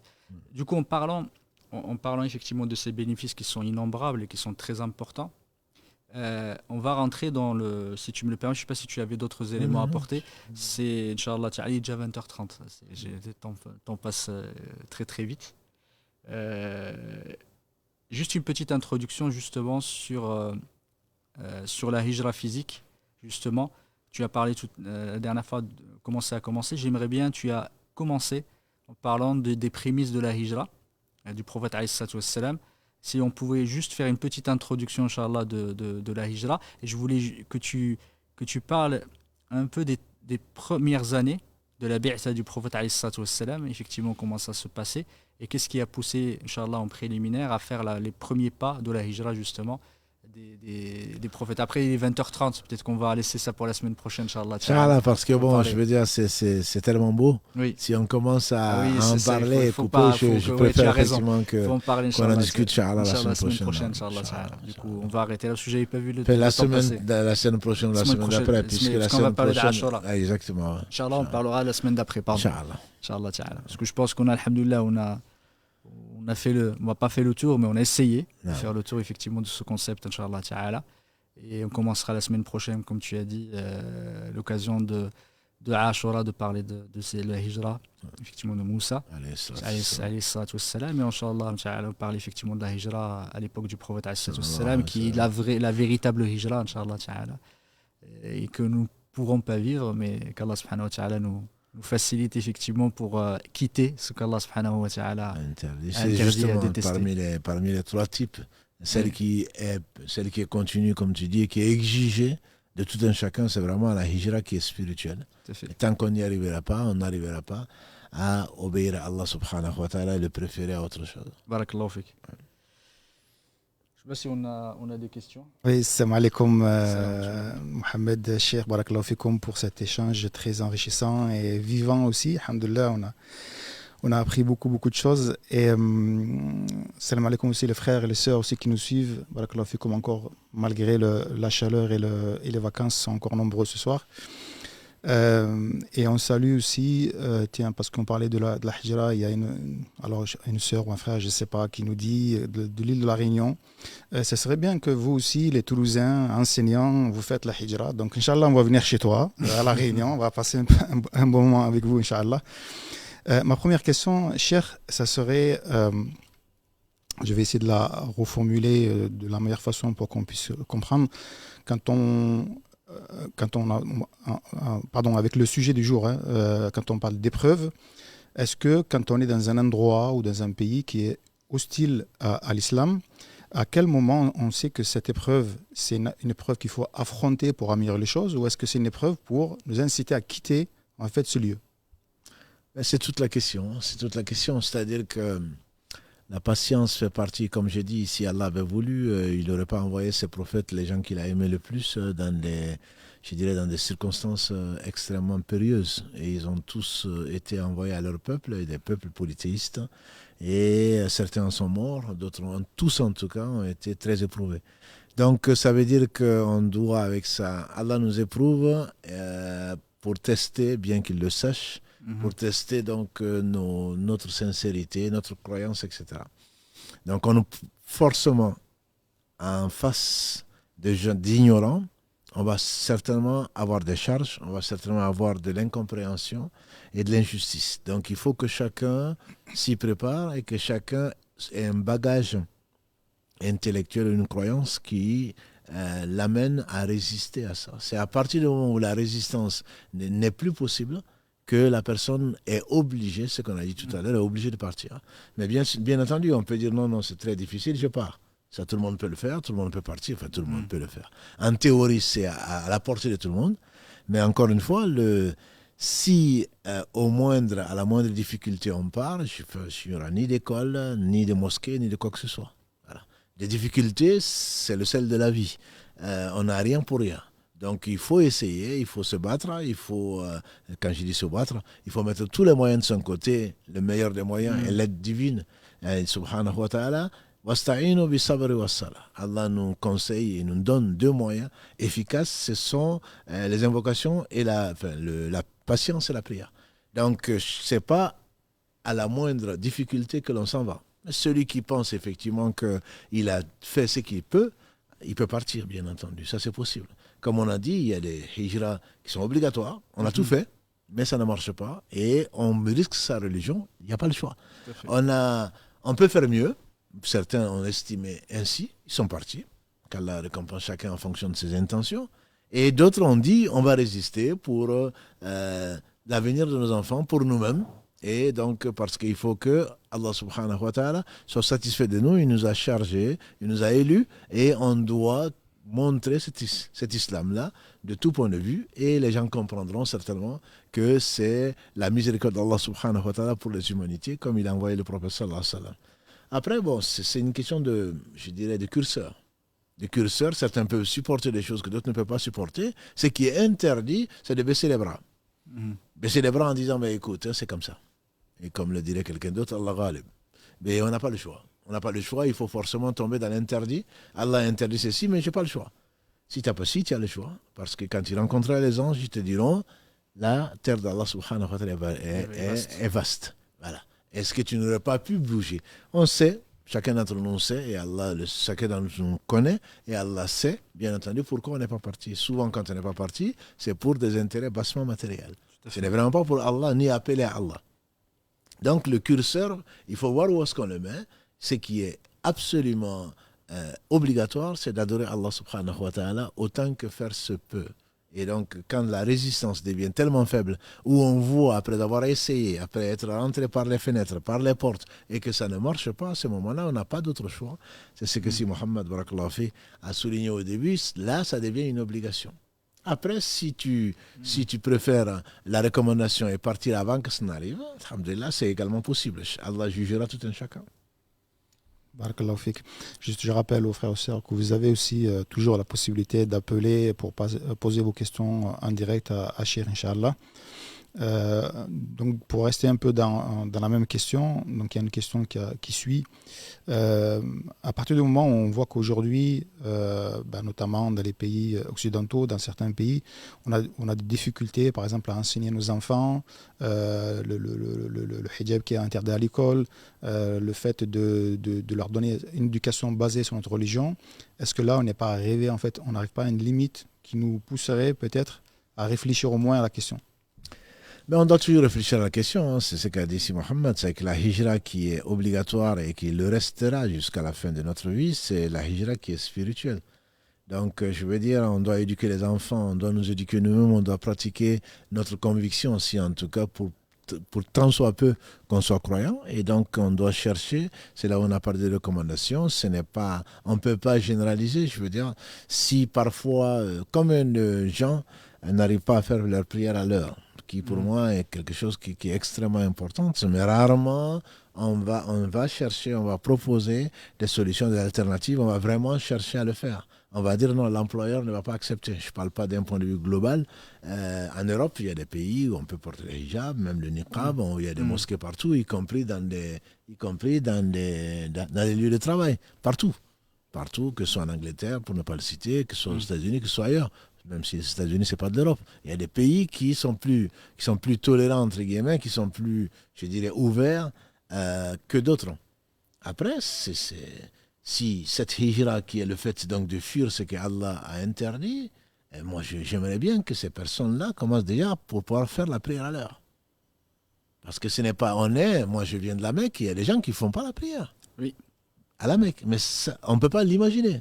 On pense que quand on ira à la Mecque, quand on va à Médine, on sera de bons musulmans. Et on l'espère. Non, mais on l'espère. Il y a des gens, on sort du haram, on rentre du haram, ils sont là, on sort du haram, ils sont toujours là, en train de fumer ou en train de faire d'autres choses, ils n'ont pas prié. C'est pas parce que je suis à la Mecque qui a combattu le prophète sallam. Ce sont bien des Mécois de l'époque, en tout cas. Et ce n'est pas parce qu'on est à la Mecque qu'on est meilleur musulman, alors qu'on a 100 000 prières. Enfin, on a l'équivalent et la récompense de 100 000 prières par rapport à quelqu'un qui prie ailleurs. Voilà. Donc, ce n'est pas parce qu'on est dans un lieu particulier. Si on n'a pas fait cette hijra, si on n'a pas vraiment, on ne tient pas à sa religion, à sa prière en particulier, parce que pour moi, la prière, elle passe avant beaucoup de choses, pour ne pas dire elle passe après l'attestation de foi, elle passe avant tous les piliers. C'est un pilier, il ne faut pas l'oublier. Donc, si, effectivement, dans beaucoup de pays musulmans, pour ceux qui y ont vécu, ils sont passés, il y a beaucoup de gens qui ne font pas leur prière. Par exemple, on dit qu'on va jusqu'à 70% de gens qui disent qu'ils ne font pas la prière. Dans des pays où il y a des mosquées à chaque 100 mètres, même pas. Exactement. Où il y a des muazzins, on entend l'appel à la prière.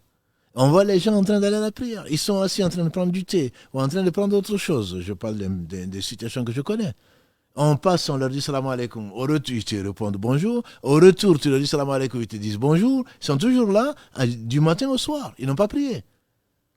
Donc ce n'est pas seulement une question de lieu, c'est qu'ils n'ont pas fait cette hijra-là, ils n'auront pas d'excuses, qu'Allah nous guide et qu'il les guide et qu'il nous pardonne. Ce n'est tant que tu n'as pas mis l'islam au cœur de ta vie, ce n'est pas parce que tu auras changé d'endroit que tu vas résoudre le problème. Donc si effectivement ta préoccupation est là, tu demandes l'aide d'Allah subhanahu wa ta'ala et tu te bats, je dis encore, tu te bats, tu as des droits, tu as des devoirs, tu te bats pour pouvoir pratiquer ta religion. À ce moment-là, tu as un devoir de partir parce que tu as essayé et tu n'as pas pu. Après, encore une fois, il y a des choses qui sont possibles pour d'autres et qui ne sont pas possibles donc pour tout un chacun. Chacun doit voir, j'ai parlé encore de curseur, c'est pareil. C'est que si effectivement l'islam dépasse les apparences, à ce moment-là, Allah sera ton secours et il va t'aider. Il va t'aider là où tu es ou alors il va t'aider là où tu veux partir. Voilà. Donc je ne pense pas qu'il faille généraliser et surtout penser que c'est le départ entre guillemets, la hijra physique va résoudre tous les problèmes. Là, j'en connais un, il est parti du quartier. De ce que quelqu'un de confiance m'a dit, il vendait de la drogue. Il est parti, il a dit qu'il a été faire la hijra dans un pays que je ne nommerai pas. Et après, il a fait un guet-apens à quelqu'un d'autre. À cause de la drogue, justement, il l'a assassiné. Voilà. Donc, ce n'est pas parce que tu vas quitter un quartier pour aller dans un autre pays que tu vas changer. Non, il faut en même temps, en tout cas, il faudrait que ce soit un aboutissement. Voilà ce que le mot que je cherchais. Il faut que ce soit un aboutissement. Ce n'est pas un point de départ, c'est un aboutissement. Si les compagnons du prophète sallam sont partis, si Allah les a assistés, ils ont réussi à faire ce qu'aucun homme n'a fait avant eux, c'est bien parce qu'ils sont partis avec une foi sincère, une foi qui est convaincue et une foi qui est solide. Voilà. Autrement, on sait très bien, il y a ce qui attend les uns et les autres comme difficulté, que ce soit ici ou ailleurs. Barakallahu fik, Cheikh. Je vous propose de prendre un premier appel, Inch'Allah. Allô, salam alaikum. Wa alaikum salam wa rahmatullah. Vous êtes à ligne, Inch'Allah. Cheikh, salam alaikum à tout le monde sur le plateau et merci encore pour ce que vous faites, Cheikh. J'avais quatre questions pour de monopoliser la parole. Je vais donner 4 questions et je vais raccrocher pour que vous posiez pour une autre appel. Et en fait, ma première question, c'était un peu sur ce Sujoud Saou. Je voulais savoir un petit peu, est-ce qu'on peut faire Sujoud Saou sur les prières surrogatoires? Ça, c'était la première question. La deuxième question, c'était quand on part à la mosquée faire la prière du Zohr et que l'imam a fait le premier rakat, est-ce que quand nous on vient et que l'imam fait le deuxième, on va s'asseoir avec l'imam pour faire attacher au dos? Et quand on va se lever encore pour faire les 2 autres rakats qui restent, l'imam va faire attacher au dos et faire le salam. Nous, on va se lever pour faire le 14 rakat qui nous manque. Est-ce qu'après, on doit faire encore sujoud, on doit faire la prière de réparation parce qu'on a ajouté un troisième attaché au dos dans notre prière? C'était la deuxième. Et la troisième, en fait, j'ai entendu un imam que je suis un petit peu qui a dit que quand on partait aux toilettes et qu'on se lavait correctement avec du savon et tout, est-ce qu'on n'était plus obligé de faire les ablutions normales, c'est-à-dire de prendre 3, on peut faire juste un par membre. C'était un peu ça parce que vu que je vous suis beaucoup, donc du coup je me posais la question, de vous poser la question quoi, pour histoire de m'éclairer. Et la quatrième question là, j'ai un petit peu honte, mais bon, je vais la poser parce que j'espère qu'elle sera utile à tout le monde. C'est un petit peu ce que les hommes, les garçons célibataires font aux toilettes. Qu'est-ce qu'on en parle, qu'est-ce que l'islam dit par rapport à cela? Parce que vous avez compris un petit peu la question sous-jacente qui est en bas par rapport à la quatrième question. Alhamdulillah, tu n'as pas appelé pour rien en tout cas. 4 questions en une. Je connaissais le 2 en 1, le 3 en 1, mais 4 questions en une. Alhamdulillah, Allahumma barik. Je ne suis pas sûr de... Je ne vous avais pas eu au téléphone, donc c'est ça. Non, mais tu as raison de profiter de l'opportunité. L'occasion fait le larron. Tu as tout à fait raison. Allah qu'Allah nous en fasse profiter. Je pense sur les 4, je pense la première, j'ai dû certainement oublier le sujoud sahou pour les surrogatoires. Pour les prières surrogatoires, c'est souvent une divergence dessus. Les Hanbalites en particulier disent que la prière obligatoire, puisqu'il n'a pas été dit que la prière obligatoire est différente de la prière surrogatoire, donc c'est pareil. On peut faire sujoud sahou à l'un comme à l'autre. Mais chez les Malikis, il n'y a pas. On peut même ne pas lire la sourate, par exemple. Certains ont fait comme le Fajr ou autre chose, de surrogatoire qu'avec la Fatiha, puisque elle est surrogatoire, elle est volontaire. Donc je dirais, c'est comme tu veux. C'est comme tu veux, mais je te conseillerais d'essayer de sortir des divergences et de faire sujoud sahou quand tu as vraiment oublié de ceci ou cela, comme dans la prière obligatoire, ça me paraît le plus simple. Mais on ne peut pas dire que tu ne l'as pas fait, ta prière n'est pas valable. On ne peut pas le dire. La deuxième question, c'est par rapport à sujoud sahou toujours, parce que quand l'imam bête la prière des autres, on vient l'imam à la faire. Non, il n'y a pas là, il n'y a pas, à ma connaissance, il n'y a pas de divergence dessus. Quand tu viens et que tu as raté, que tu as rattrapé la prière à une des rakas et que tu as fait donc 3, par exemple 3 tashahhud au lieu d'en faire 2, il n'y a pas de prière, il n'y a pas de sujoud sahou puisque tu as fait une obligation qui est le fait de suivre l'imam. Le fait de suivre l'imam, par exemple, tu viens dans la dernière raka du Maghreb, tu fais à chaque raka, tu fais un tashahhud. C'est 3 tashahhud dans toutes les écoles et c'est 3 rakas. Donc, il n'y a pas de sujoud sahou tant que tu es derrière l'imam, parce que tu les as fait, parce que tu ne pouvais pas ne pas les faire dans la mesure où l'imam les a fait, et suivre l'imam est une obligation. Donc là, il n'y a vraiment pas de souci dessus. Après, pour les ablutions, les faire une fois, la sunna veut que l'obligation c'est une fois, de laver proprement, etc. C'est pas parce que tu as été faire l'istinja avec du savon ou avec autre chose, etc., qui n'est pas du tout une sunna d'ailleurs, d'aller faire avec du savon ou quoi que ce soit. Tu t'es nettoyé complètement, le corps doit être pur, les habits purs, l'endroit pur. Donc tu t'es nettoyé comme tu peux laver les membres une fois, ça c'est le minimum, tu dois les laver au moins une fois, 2 fois, 3 fois, c'est une sunna. C'est que tu les fasses, le prophète sallallahu alayhi wa sallam les a lavés 1 fois, 2 fois et 3 fois. En général, c'est 3 fois. 3 fois a plus de mérite que de le faire 2 fois. Puisque, comme tu le sais, chaque goutte d'eau qui sort des membres lavés enlève des péchés. Voilà. Et c'est également c'est mieux pour laver proprement, entre guillemets. Parce que le professeur, en lavant ses pieds, par exemple, ou en voyant les gens laver leurs pieds, il dit attention au talon. Attention au talon et le feu. Donc, parfois, quand on le fait une fois, on le fait moins bien. Mais s'il y a peu d'eau, ou si tu veux économiser de l'eau, tu peux très bien le faire, ou tu veux simplement faire la sunna, qui est importante. Je vais le faire parfois 1 fois en passant, ou 2 fois en passant, il n'y a pas de mal. Il n'y a pas de mal à cela. Donc, mais ce n'est pas parce que tu as été aux toilettes, que tu t'es nettoyé, que tu peux le faire 1 fois. Le mieux, c'est de le faire 3 fois. Mais si pour une raison ou pour une autre, tu veux faire la sunna, ou tu n'as pas beaucoup d'eau, ou autre chose, tu peux le faire 2 fois. C'est tout aussi valable, à condition que tu les laves et que tu aies lavé tout le membre. La 4e et dernière question, tu parles de la masturbation.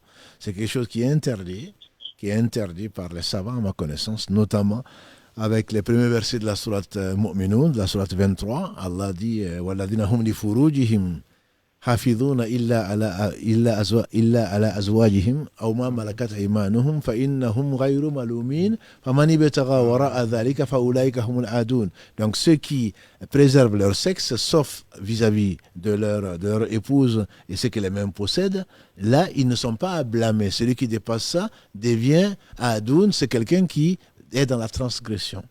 Donc ça c'est l'avis, pour ne pas dire unanime, mais il peut arriver que la personne tombe qui a le choix entre forniquer et faire cela. Et donc, pour un moindre mal, certains savants, que je ne vais pas nommer, disent que mieux vaut pratiquer ceci plutôt. Il ne faudrait pas que ce soit une pratique ni courante, ça doit être exceptionnel. Et ça reste quand même un péché, mais un péché moindre que d'aller avoir des relations avec une femme en dehors du mariage. Voilà, ça c'est ce que je sais de cette situation-là. En très résumé. Ok. Assalamu alaikum, imam. C'est très gentil d'avoir répondu à mes questions. La prochaine fois, je leur ai 8 ou 4 questions, mais bon, Inch'Allah. Je les réserve pour la prochaine fois. Une prise. Salam alaikum, Inch'Allah. Barakallahu fik, salam alaikum. Un autre appel Allô, salam alaikum. Alaikum salam. Vous êtes en direct. Allô? Oui, on vous écoute. Oui, merci. Voilà, en fait, ma question, c'était, voilà, je sais il est dit que les habitants du paradis, ceux qui auront la chance d'y accéder, on dit que tout le monde aura le même âge et tout le monde sera grand. Et moi, ma question, c'est juste par curiosité, peut-être qu'elle n'est pas très intéressante, mais je voulais savoir comment ça se fait que s'il y a des familles qui se retrouvent au paradis, est-ce que la mère et l'enfant auront le même âge? Tout le monde aura le même âge et la même taille? On va demander à Allah de nous faire entrer au paradis. Et à ce moment-là, vous aurez la réponse, Inch'Allah. Non, mais le professeur, il a dit que donc, on aura tous 33 ans et on aura 60 coudées. Oui. Donc 18 mètres à peu près, 18-20 mètres. Et on aura 33 ans, on sera tous beaux.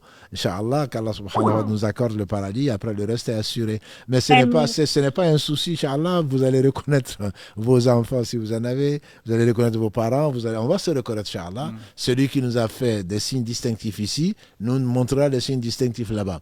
Mais ne vous en faites pas. C'est que s'il a voulu créer, ressusciter ces créatures à 33 ans avec 60 coudées pour les faire entrer au paradis, c'est que c'est la meilleure des prestances. Et Inch'Allah, il n'y aura pas de souci une fois qu'on sera au paradis. D'accord. D'accord. Ben, merci beaucoup. Barakallahu fikum. Barakallahu fikum. Merci. Merci. D'autres appels, Karim? Ouais. Allô, salam alaikum. Allô, assalamu alaikum. Salam. On vous écoute. Oui, en fait, j'avais une question. J'ai une amie à moi qui est décédée. Et avant qu'elle décède, je lui avais fait une promesse. Mais j'ai pas pu remplir la promesse. Elle est décédée, du coup, je fais comment? Mais la promesse est une dette. La promesse est une dette, ma soeur. Il faut demander à Allah si c'est une promesse qui correspond à quelque chose qui est permise. Tu dois, si tu peux, remplir ta promesse. Parce que ce soit vivant ou mort, tu as promis quelque chose. Donc, il faut satisfaire la promesse. Sauf si c'est une chose qui est interdite, auquel cas, tu n'as pas à le faire. Voilà. Mais si... Non, en fait... Copine, oui. Excusez-moi de vous couper. En fait, la promesse, elle était toute bête. On était jeunes. Elle m'avait acheté une pizza et je lui avais promis que quand j'aurais de l'argent, je lui en achèterais.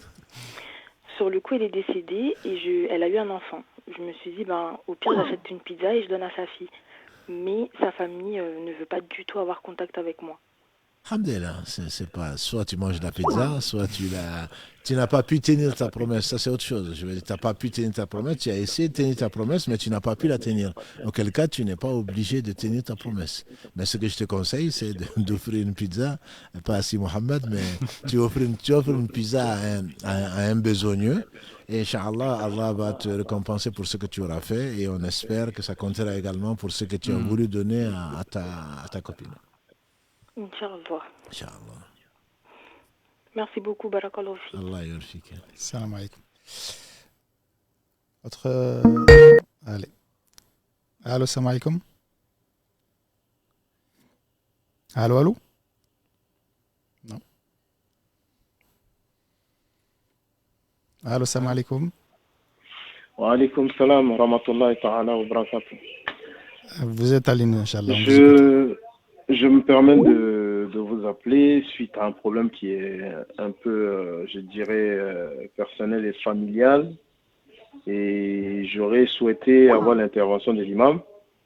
Mais compte tenu du fait qu'on est en direct et que je ne pourrais vraiment pas tout étaler, j'avais vraiment besoin, en tant qu'une personne très sage, lui faire part de la situation afin qu'il puisse me donner son point de vue et voilà, prodiguer un peu des conseils et puis voir si possibilité de pouvoir essayer de parler avec mon épouse parce que là aujourd'hui nous ne sommes pas sous le même toit pour diverses raisons et nous avons des enfants ensemble et voilà, aujourd'hui je sens que c'est une situation bien vrai que les enfants sont à bas âge, 9 ans et 2 ans, mais je sens un peu que c'est une situation qui pèse un peu aux enfants, qui ne peuvent pas le faire comprendre comme de grandes personnes, mais au vu du comportement des enfants aujourd'hui, je sens que c'est une situation qui pèse beaucoup aux enfants parce que j'ai ma fille, la plus grande, qui est devenue boulimique, qui mange tout et n'importe quoi. J'ai ma dernière qui, du jour au lendemain, a commencé à bégayer, alors que c'est des enfants qui se réveillaient avec moi, qui dormaient avec moi et qui étaient beaucoup attachés à moi, en fait. Et donc, suite à cette situation que j'ai eue avec leur mère, j'ai essayé, mains et pieds d'essayer quand même de pouvoir débloquer son discernement de sorte à ce qu'elle comprenne un peu la situation dans laquelle aujourd'hui on se trouve. Mais bon, toujours rester sceptique face à ce problème-là, ça fait que il y a du mal à se comprendre et à s'entendre. En fait. Donc c'est un peu, on va dire, en résumé, le problème qui se pose aujourd'hui. Donc j'avais bien voulu avoir le stage de l'imam directement en ligne pour qu'il puisse essayer de donner les véritables conseils à cette situation-là pour qu'elle puisse au moins avoir un discernement beaucoup plus ouvert pour comprendre en fait les choses. Moi, comme je dis, je me bats plus pour l'équilibre et le bon état de la croissance des enfants, moins que nous. Parce que si ça ne tient qu'à nous en tant que parents, je pense qu'on peut régler les choses entre nous et puis avec le temps, les choses peuvent rentrer dans l'ordre. Mais une fois que les enfants sont imprégnés dans la situation, qui ont quand même subi pas mal de crises de nerfs, de colère, de disputes dans la maison, je pense que c'est quelque chose aussi qui a un peu traumatisé les enfants. Donc c'était un peu la raison pour laquelle j'avais bien voulu l'avoir en ligne. Et puis avoir quand même ce véritable conseil. C'est vrai que dans la situation, j'ai ma part de responsabilité. C'est sûr. J'ai reconnu mon tort. En tant qu'homme, j'ai reconnu mon tort, j'ai reconnu mes erreurs. Mais la personne en face de moi ne s'est jamais remise en question, ni se poser des questions à avoir comme résumé de la situation. C'est pas parce que j'ai fait ça que tu aurais dû faire ça. Mais ne se met pas en question, en fait, pour se poser la question de savoir mais qu'est-ce que j'ai pu faire ou bien qu'est-ce que j'ai omis de faire qui a poussé le monsieur à faire ça. En fait, ça fait 13 ans qu'on est ensemble et voilà, la situation aujourd'hui, elle est comme elle est, quoi. Non, mon frère, c'est une situation qu'Allah te vienne en aide, vous vienne en aide. Bon, les enfants en pâtissent, mais également le plus grave pour moi, c'est que la responsabilité de chacun vis-à-vis d'Allah subhanahu wa ta'ala. Donc ça, il ne faut pas l'oublier. Les enfants ne sont pas un prétexte, mais on évoque souvent les enfants pour vouloir se concilier. Donc je pense surtout il faudrait revenir, comme vous l'avez fait, j'espère que madame a fait pareil, il faut vraiment pouvoir s'asseoir et pouvoir se remettre en cause, quelle est ma part de responsabilité, et même si, comme vous l'avez dit, même si vous n'avez que 1%, je suis sûr que vous en avez un peu plus que ça, même si vous n'avez que 1%, il faut que j'essaye de réparer ce pourcentage parce que demain, elle va vous prendre cette injustice et va vous le réclamer devant Allah subhanahu wa ta'ala qui est juste. Après les enfants, c'est Allah qui s'occupe des enfants. Bien sûr, on a la responsabilité de les éduquer, mais ce n'est pas parce qu'on tient absolument à bien éduquer les enfants. Si les parents sont injustes les uns vis-à-vis des autres, ce n'est pas comme ça qu'on va résoudre le problème. Donc il faut d'abord revenir vers Allah repentant, c'est ce que je me conseille, ce que je vous conseille, de faire ce qu'il faut, c'est-à-dire demander à Allah subhanahu wa ta'ala pardon et son aide, parce que si Allah vous a mis dans cette situation, c'est aussi pour vous rapprocher, donc il faudrait se repentir, demander pardon à Allah et ensuite lui demander de l'aide. Il se peut que c'est lui qui détient tout, c'est peut qu'il change le cœur de cette mère de famille ou le vôtre, et à ce moment-là, vouloir... Quand on s'inscrit, ce n'est pas... Quand on discute aussi, souvent, malheureusement, dans les problèmes de famille, quand on discute, c'est toi qui as fait ça. Non, c'est toi aussi qui as fait. Non, il faut toujours s'inscrire dans la construction. C'est-à-dire que même si j'ai fait ça, je ne suis pas là en train de réclamer mes droits. Moi, je suis en train de voir quels sont mes devoirs. Et donc, il ne faut pas rappeler à la personne souvent, enfin, quand on a des conflits ou quand on essaie de réconcilier, on a plutôt... C'est une scène, entre guillemets, de révolte, une scène de manquement, de respect, etc. Donc, quand on vient, on veut construire, on veut la réconciliation. Et donc, on n'est pas là pour dire c'est elle qui l'a fait, c'est moi qui l'ai fait, etc. On vient, j'ai fait ceci, cela, je le reconnais, je te demande pardon, même si c'est à 1%. À ce moment-là, il faudrait qu'on reparte quelles sont les conditions pour qu'on puisse repartir dans de meilleures situations. Et pas forcément... Exactement. Voilà. Donc ça, je pense qu'on ne peut pas le faire comme ça au téléphone. Le mieux serait vraiment de se rencontrer et que les deux, surtout, viennent avec une attitude, dans une position de recherche de la conciliation. Et pas dans le fait de savoir, on va aller voir l'imam pour savoir qui a raison. Voilà, si on vient pour Exactement, ça... Oustaz. Excusez-moi de vous interrompre. Moi, j'ai été très ouvert, j'ai été très franc parce que ça fait 13 ans quand même que je suis avec cette personne. Et voilà, c'est de fil en aiguille, les choses se sont un peu corsées, se sont un peu entremêlées entre nous. C'est parti un peu, et même dans l'équilibre éducatif des enfants et tout, ça battait de l'aile parce que à chaque fois que papa il va dire quelque chose, ben, les enfants seront dans l'obligation d'attendre de regarder maman d'abord avant d'intervenir ou bien avant de répondre à ce que je dis ou à ce que j'inculque comme directive dans la maison. Moi, je me bats que pour eux, je me bats que pour mes enfants et pour l'équilibre de la maison, le bien-être des enfants. Et donc, à chaque fois que tu mets quelque chose sur la table et que les choses ne sont pas respectées, c'est limite, tu ne retrouves plus ta place de père. Tu ne retrouves plus ta place de père. Les enfants, ils sont beaucoup attachés à leur mère. Moi, je travaille de nuit et à un certain moment, je travaillais énormément parce que je faisais 2 boulots en même temps. Donc, moi, tout ça, en fait, je ne le faisais pas seulement que pour moi. Déjà, je ne le faisais même pas pour moi, je le faisais pour les enfants. Et de fil en aiguille, les choses ont commencé à s'efforcer parce que mon premier fils est un adoptif. Je l'ai eu à 3 ans. Aujourd'hui, il a 16 ans. Mais arrivé à un certain moment, l'enfant, je ne le reconnaissais plus parce qu'à plusieurs reprises où j'ai repris l'enfant en tête à tête, lui demandant le réel problème qu'il avait vis-à-vis de moi, mais l'enfant me disait toujours qu'il n'y avait rien. Il n'y avait rien. Mais je lui posais la question, mais à chaque fois que tu me dis qu'il n'y a rien, et pourquoi à chaque fois, derrière moi, tu vas dire autre chose à ta maman ou tu veux nous mettre un peu en porte-à-faux? Il me dit non. Mais souvent, quand je discute avec sa mère, elle me dit, voici ce que l'enfant m'a dit. J'ai dit, mais pourquoi lui, il vient te dire ça et moi, devant moi, il ne peut pas me parler alors que je m'occupe de lui, il ne manque de rien dans la maison, il est nourri, logé, blanchi. Je ne comprends pas en fait pourquoi est-ce que ce comportement-là, il a envers moi en fait. Et c'est quelque chose, en tant que père, c'est normal que ça te vexe, parce que c'est comme si tu quémandes l'amour d'un enfant.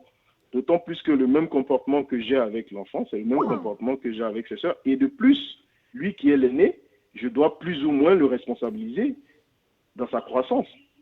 Et c'est quelque chose que j'ai toujours eu quand même l'idée et le courage de le faire. Mais l'enfant vis-à-vis de toi, il est toujours bouche bée. Et même quand tu essaies de rigoler avec lui, d'une minute à l'autre, l'enfant se rétracte. Mais j'ai jamais compris ce problème-là. Et il se trouvait que, voilà, maintenant, tout ce qui se passe chez toi à la maison se retrouve dans ta belle famille.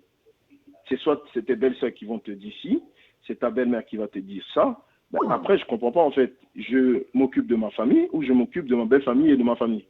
Ce sont des problèmes, mon frère, ce sont des problèmes qui sont récurrents. Ce sont des problèmes récurrents. Je pense qu'il faut s'asseoir et trouver un homme sage pour rappeler à chacun ses devoirs. Parce que les problèmes de famille, souvent, les dépassent et on n'a pas à parler des problèmes de famille à l'extérieur, sauf si on y est contraint. Donc, la belle famille souvent intervient.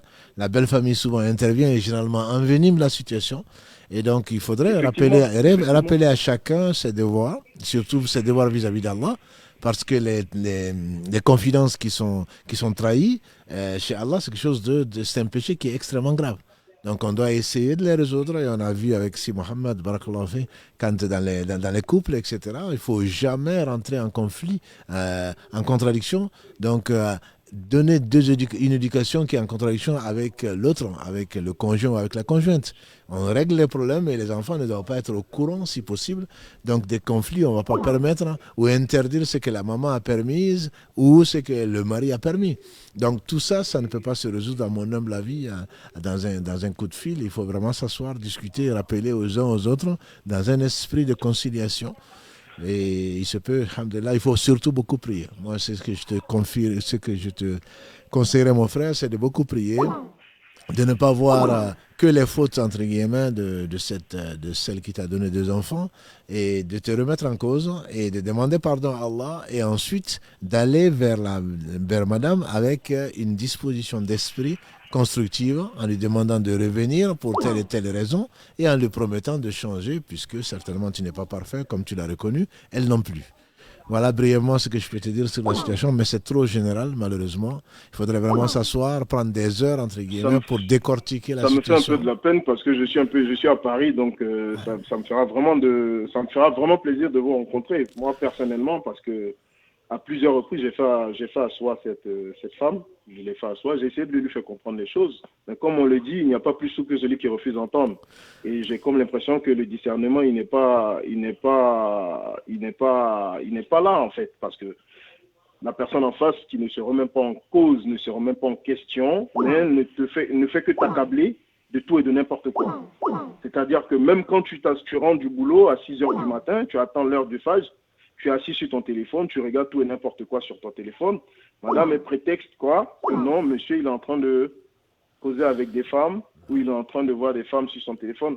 Mais j'ai dit, mais en fait, en gros, c'est quoi le problème en fait? Parce que le fait que je sois sur mon téléphone, c'est que je suis en train de causer avec des femmes, c'est que je suis en train de faire ci, je suis en train de faire ça.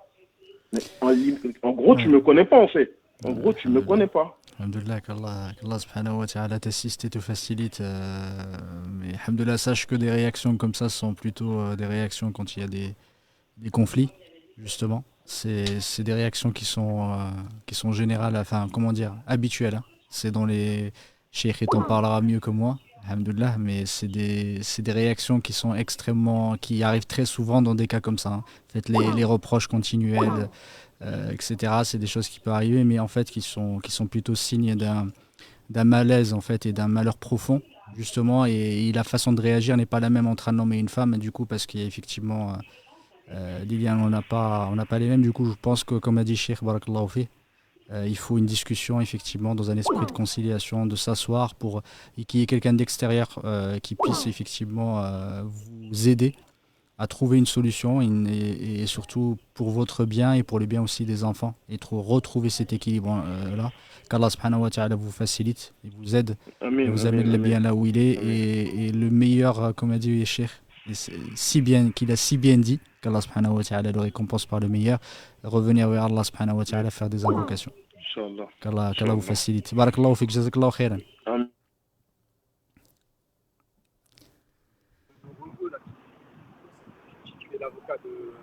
Allô, salam alaikum.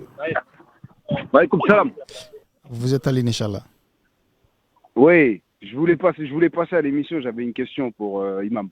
On vous écoute, vous êtes en direct. Ah, je suis en direct? Ah oui, vous êtes en direct. C'est parfait. Salam alaikum. Alaikum salam wa rahmatullah. Oui. Moi, j'ai une question parce que aujourd'hui, on est j'ai 39 ans. Voilà, je parle souvent avec des amis, des frères, etc. Donc, on parle souvent de l'islam parce que ça nous passionne. C'est un sujet qui nous passionne toujours. Et que quand on aime l'islam, on est en quête de savoir et de science, bien sûr. Et je voulais poser la question qui est la suivante. Aujourd'hui, on entend souvent parler il y a des hadiths qui sont vrais, qui sont faux. Moi, je pars dans le postulat que tout ce que j'apprends de l'islam est vrai, jusqu'à preuve du contraire, ou jusqu'à ce qu'on nous affirme quelque chose de différent. Mais il y a quand même aujourd'hui pas mal de choses qui sont faites sur les réseaux sociaux, etc. C'est-à-dire, il y a pas mal d'imams qui font des réseaux sociaux, qui essayent d'inculquer à la jeunesse et à tout le monde un petit peu les différents hadiths qu'on ne connaît pas ou qui nous font des rappels. Donc, il y a beaucoup d'ambiguïté à partir de ça. Et moi, je voulais savoir quelle est la corrélation entre le Coran et les hadiths. Est-ce qu'aujourd'hui, un hadith, il peut dire quelque chose dont le Coran ne le soutient pas forcément, ou on n'en trouve pas directement des éléments probants de ce hadith? Est-ce que ce hadith, il est à prendre en compte ou pas? Parce qu'on sait que le Coran, c'est des enseignements divins, et que les hadiths, c'est une retranscription, si je peux me permettre, d'un homme et de ce qu'on lui a enseigné. Mais comment est-ce qu'on réussit à trouver cette corrélation-là? Et j'aimerais poser cette question à Imam. Et j'espère que ce n'est pas trop complexe ce que je dis, ou compliqué. Non, c'est pas compliqué, c'est malheureusement récurrent et très moderne, malheureusement. Si Mohamed a fait comme 4 épisodes sur la Sunna, je préfère lui laisser la parole, Inch'Allah, pour répondre à la question. D'accord. Alhamdulillah, qu'Allah te facilite. Effectivement, c'est une situation qu'on a évoquée lors des 4 épisodes, surtout dans un moment où on a les réseaux sociaux et on a une fluidité de la communication, de l'information sans contrôle, malheureusement, et qui effectivement rendent légitimes les questions que vous pouvez poser. Toute question est légitime. et alhamdoulilah mérite une réponse. L'idée de dire qu'est-ce qu'on prend. Alors le postulat ou la posture de dire que tout ce que j'entends, effectivement je pars du principe que c'est vrai sauf preuve du contraire, n'est pas effectivement la posture la plus appropriée, surtout par rapport à la sunna du prophète alayhi salatu wassalam. Nos ulama nous ont enseigné qu'il faut regarder par qui on prend notre science, il faut regarder effectivement de s'assurer de la véracité de ce que nous disent les gens. Il y a deux moyens de le faire. Il y a un moyen, le premier c'est de qui je prends. Du coup, comme tu as parlé tout à l'heure, les réseaux sociaux, effectivement, on entend des gens faire des prêches, etc. Quel est mon degré de confiance sur la science et la religiosité ou le degré de religion de celui d'apparence, de celui qui me transmet, et c'est par cette voie de confiance, on va dire, que tu vas t'assurer, en tout cas tu vas avoir une confiance sur ce qu'il te dit, parce que tu as confiance en lui.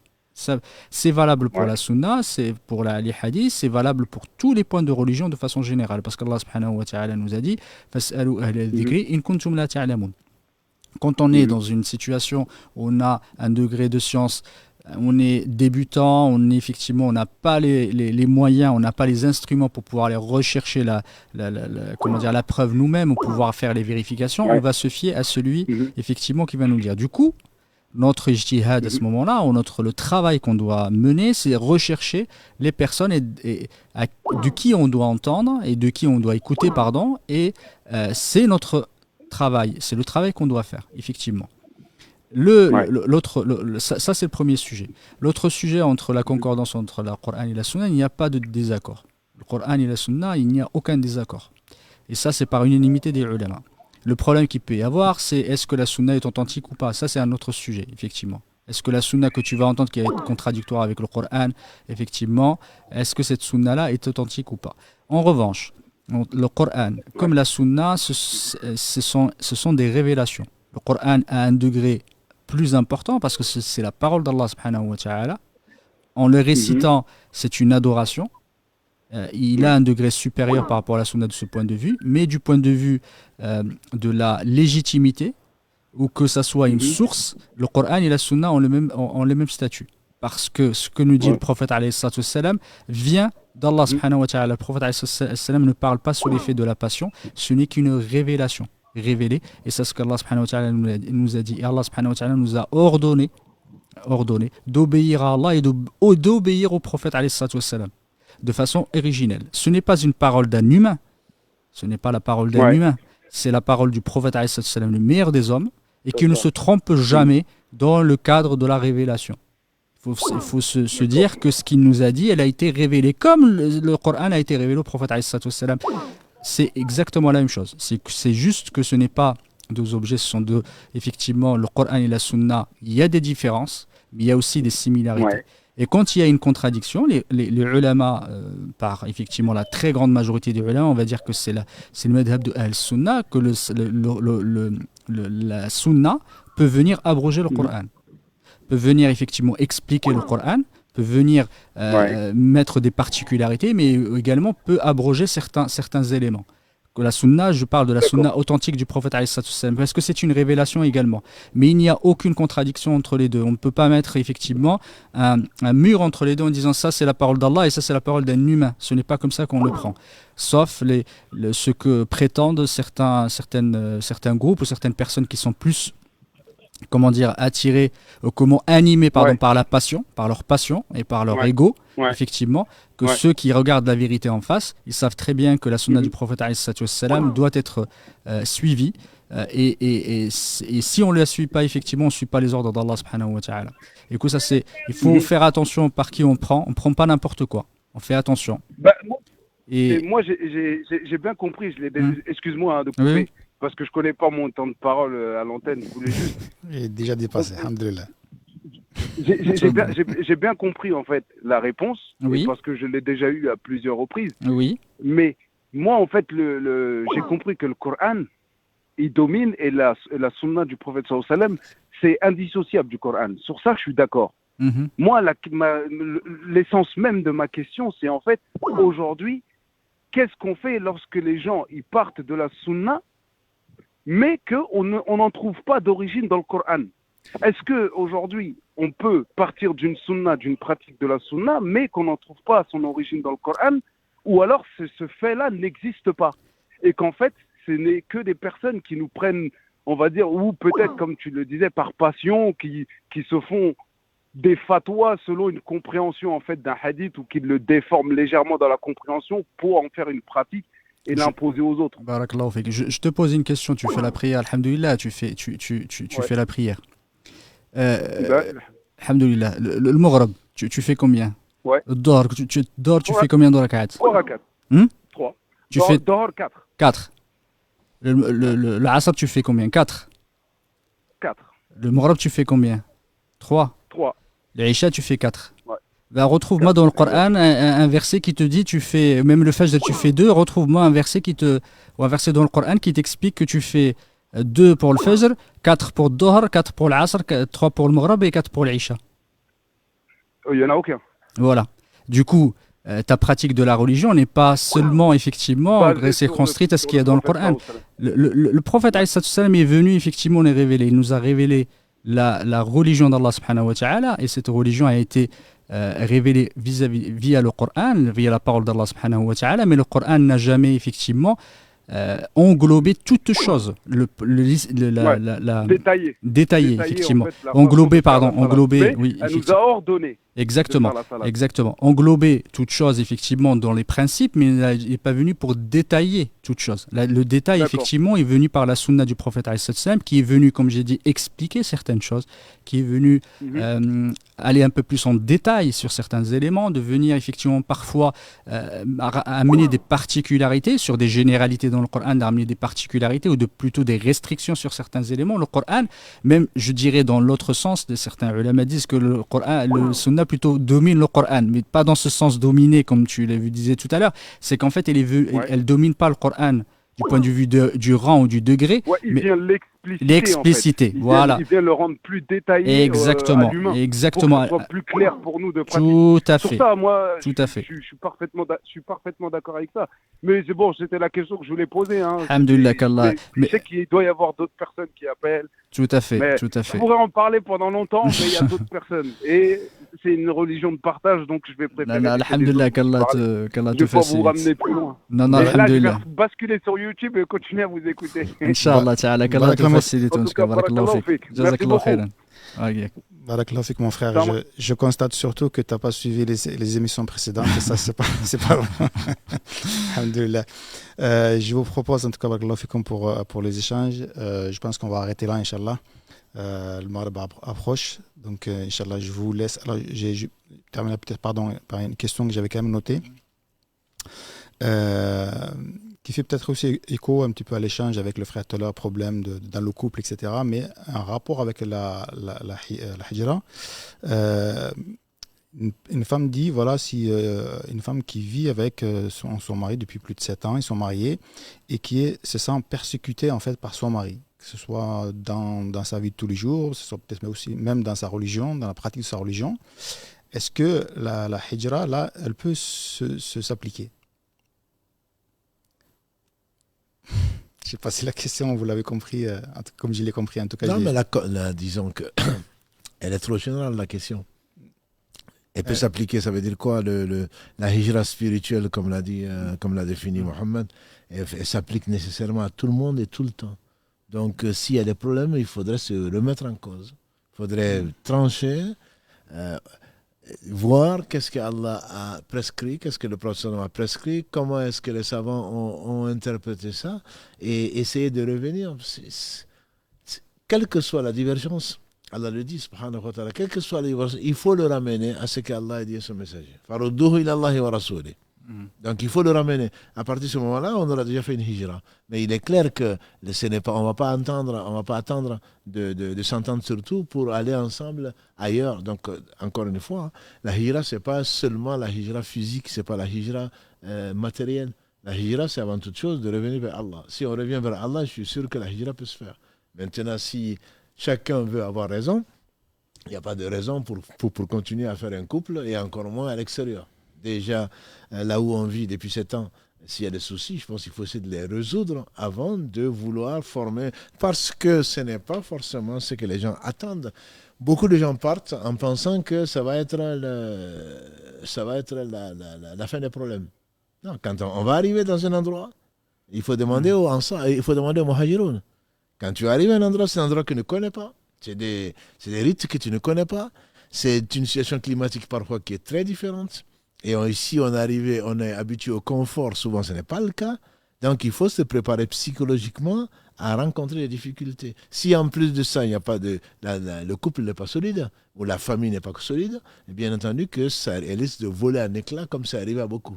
Donc, il faut être solidaire, il faut être, comment dirais-je, des frères vraiment dans l'islam et appliquer les règles, les belles règles que nous dicte l'islam pour pouvoir se comprendre et mieux vivre encore là-bas, parce qu'on aura encore plus besoin de solidarité, plus de foi pour pouvoir résister aux différentes tentations. Il ne faut pas penser que je prends un billet pour aller au Baléares. Ce n'est pas des vacances. Hein. Ce n'est pas des vacances. On abandonne meubles et immeubles, on abandonne le confort, on a fait un choix. Donc il ne faut pas penser, on le fait un choix pour Allah. Ce n'est pas pour aller forcément mieux vivre, entre guillemets. Il ne suffit pas d'entendre l'adhan. Hein. Je vous l'ai dit, ce n'est pas parce qu'on entend l'adhan que le comportement est meilleur. Donc je pense qu'il faut vraiment se préparer psychologiquement et savoir qu'on va affronter, entre guillemets, une situation qui est différente, peut-être plus difficile, même si on attend mieux, on attend plus de bonheur, à condition, effectivement, qu'on ait déjà fait cette hijra-là. Tout à fait. Comme le dit Mohamed, cette hijra qui est psychologique ou qui est spirituelle. Donc je pense qu'on va s'arrêter là, Inch'Allah, juste pour rappeler encore une fois aux frères et sœurs qui ont posé beaucoup de questions, surtout à la fin, quand on est en train de répondre à d'autres questions déjà posées. Malheureusement, on ne peut pas toutes les noter et répondre à toutes les questions. Donc, comme d'habitude, on vous invite à soit revenir la semaine prochaine, Inch'Allah, soit à les poser, à envoyer par message privé sur les différentes plateformes. Et on essaiera de vous répondre dès que le temps nous le permettra, Inch'Allah. Soyez surtout patients, barakallahu fikum, et on vous remercie une nouvelle fois de votre présence, de votre participation. Et je laisse, Inch'Allah, Cheikh terminer. Barakallahu fikum. Moi, je veux juste rappeler que donc, cette hijra est noble dans le sens de tous les aspects, parce qu'elle a été ordonnée par Allah subhanahu wa ta'ala sous différentes formes, mais hajran jamila, comme il a rappelé Mohammed. Donc, c'est ce qui nous vaut de prendre cette date, il faut le rappeler, comme une date historique, comme une référence. On dit que c'est Omar ibn Khattab qui a décidé que la hijra a fait la différence entre le vrai et le faux. Les gens, ils ont abandonné le faux pour aller vers le vrai. Et donc, c'est le début de l'histoire musulmane. On est dans le premier mois de l'année 1445. Donc, il faut respecter, prier et suivre les pas des gens qui ont donné leur vie et qui ont tout donné. Et Allah en a été témoin. Allah a été satisfait d'eux. Donc, c'est la première chose que je veux dire. Donc, ce n'est pas une fête comme une autre. Ce n'est même pas une fête d'ailleurs. C'est juste une occasion de se rappeler donc, tout le bien qu'Allah nous a voulu au travers donc, de gens qui étaient vraiment sincères et qu'Allah a agréé. Ensuite, donc, rappeler également qu'avant samedi prochain, il y aura, Inch'Allah, un jour qui est le Ashura, où Allah subhanahu wa ta'ala a éprouvé les fils d'Israël et combien éprouvé. Et dont on parlera, Inch'Allah, je pense samedi prochain, qu'Ashura, Allah a sauvé Moussa alayhi salatu salam et les croyants parmi les fils d'Israël. Et donc, c'est un moment qui est important, qui est également une hijra. Et il est bon de jeûner ce jour-là, donc qui sera le vendredi, Inch'Allah, dans notre calendrier. Il est encore mieux de jeûner le jeudi comme l'a souhaité le prophète sallallahu alayhi wa sallam, mais Allah l'a rappelé avant. Mieux encore, c'est de jeûner jeudi, vendredi et samedi pour ceux qui peuvent. Sinon, au moins jeûner jeudi et vendredi. Celui qui jeûne ce vendredi-là, Allah lui pardonne 1 an de péché. Donc, véniel, bien sûr. Donc, ce sont des choses à rappeler juste. Celui qui veut jeûner jeudi, vendredi et samedi, c'est encore mieux. Sinon, jeudi et vendredi. Et que se rappeler surtout de tout le bien. Penser beaucoup de bien et se rappeler tout le bien qu'Allah a voulu pour cette communauté et pour l'humanité au travers donc, du sacrifice des gens qui ont effectivement fait la hijra, la vraie, dans le sens spirituel comme physique. C'est juste ça que je voulais rappeler avant de laisser si Mohamed barakallahu fi conclure. Jazakallahu khairan, barakallahu fik, Allah vous récompense par le meilleur, qu'Allah récompense les frères Mohamed et Karim. Qu'Allah bénisse votre temps et Inch'Allah Ta'ala, qu'Allah subhanahu wa ta'ala nous accorde la science bénéfique et nous accorde la sincérité dans les paroles et dans les actes. Barakallahu fikum. La semaine prochaine, on se retrouve Inch'Allah Ta'ala dans un nouvel épisode qu'on consacrera Inch'Allah à la hijra de Moussa. Comme a dit Cheikh, qu'Allah subhanahu wa ta'ala le récompense par le meilleur. أقول قولي هذا واستغفر الله لي ولكم فاستغفروه. سبحان ربك رب العزة عما يصفون وسلام على المرسلين والحمد لله رب العالمين.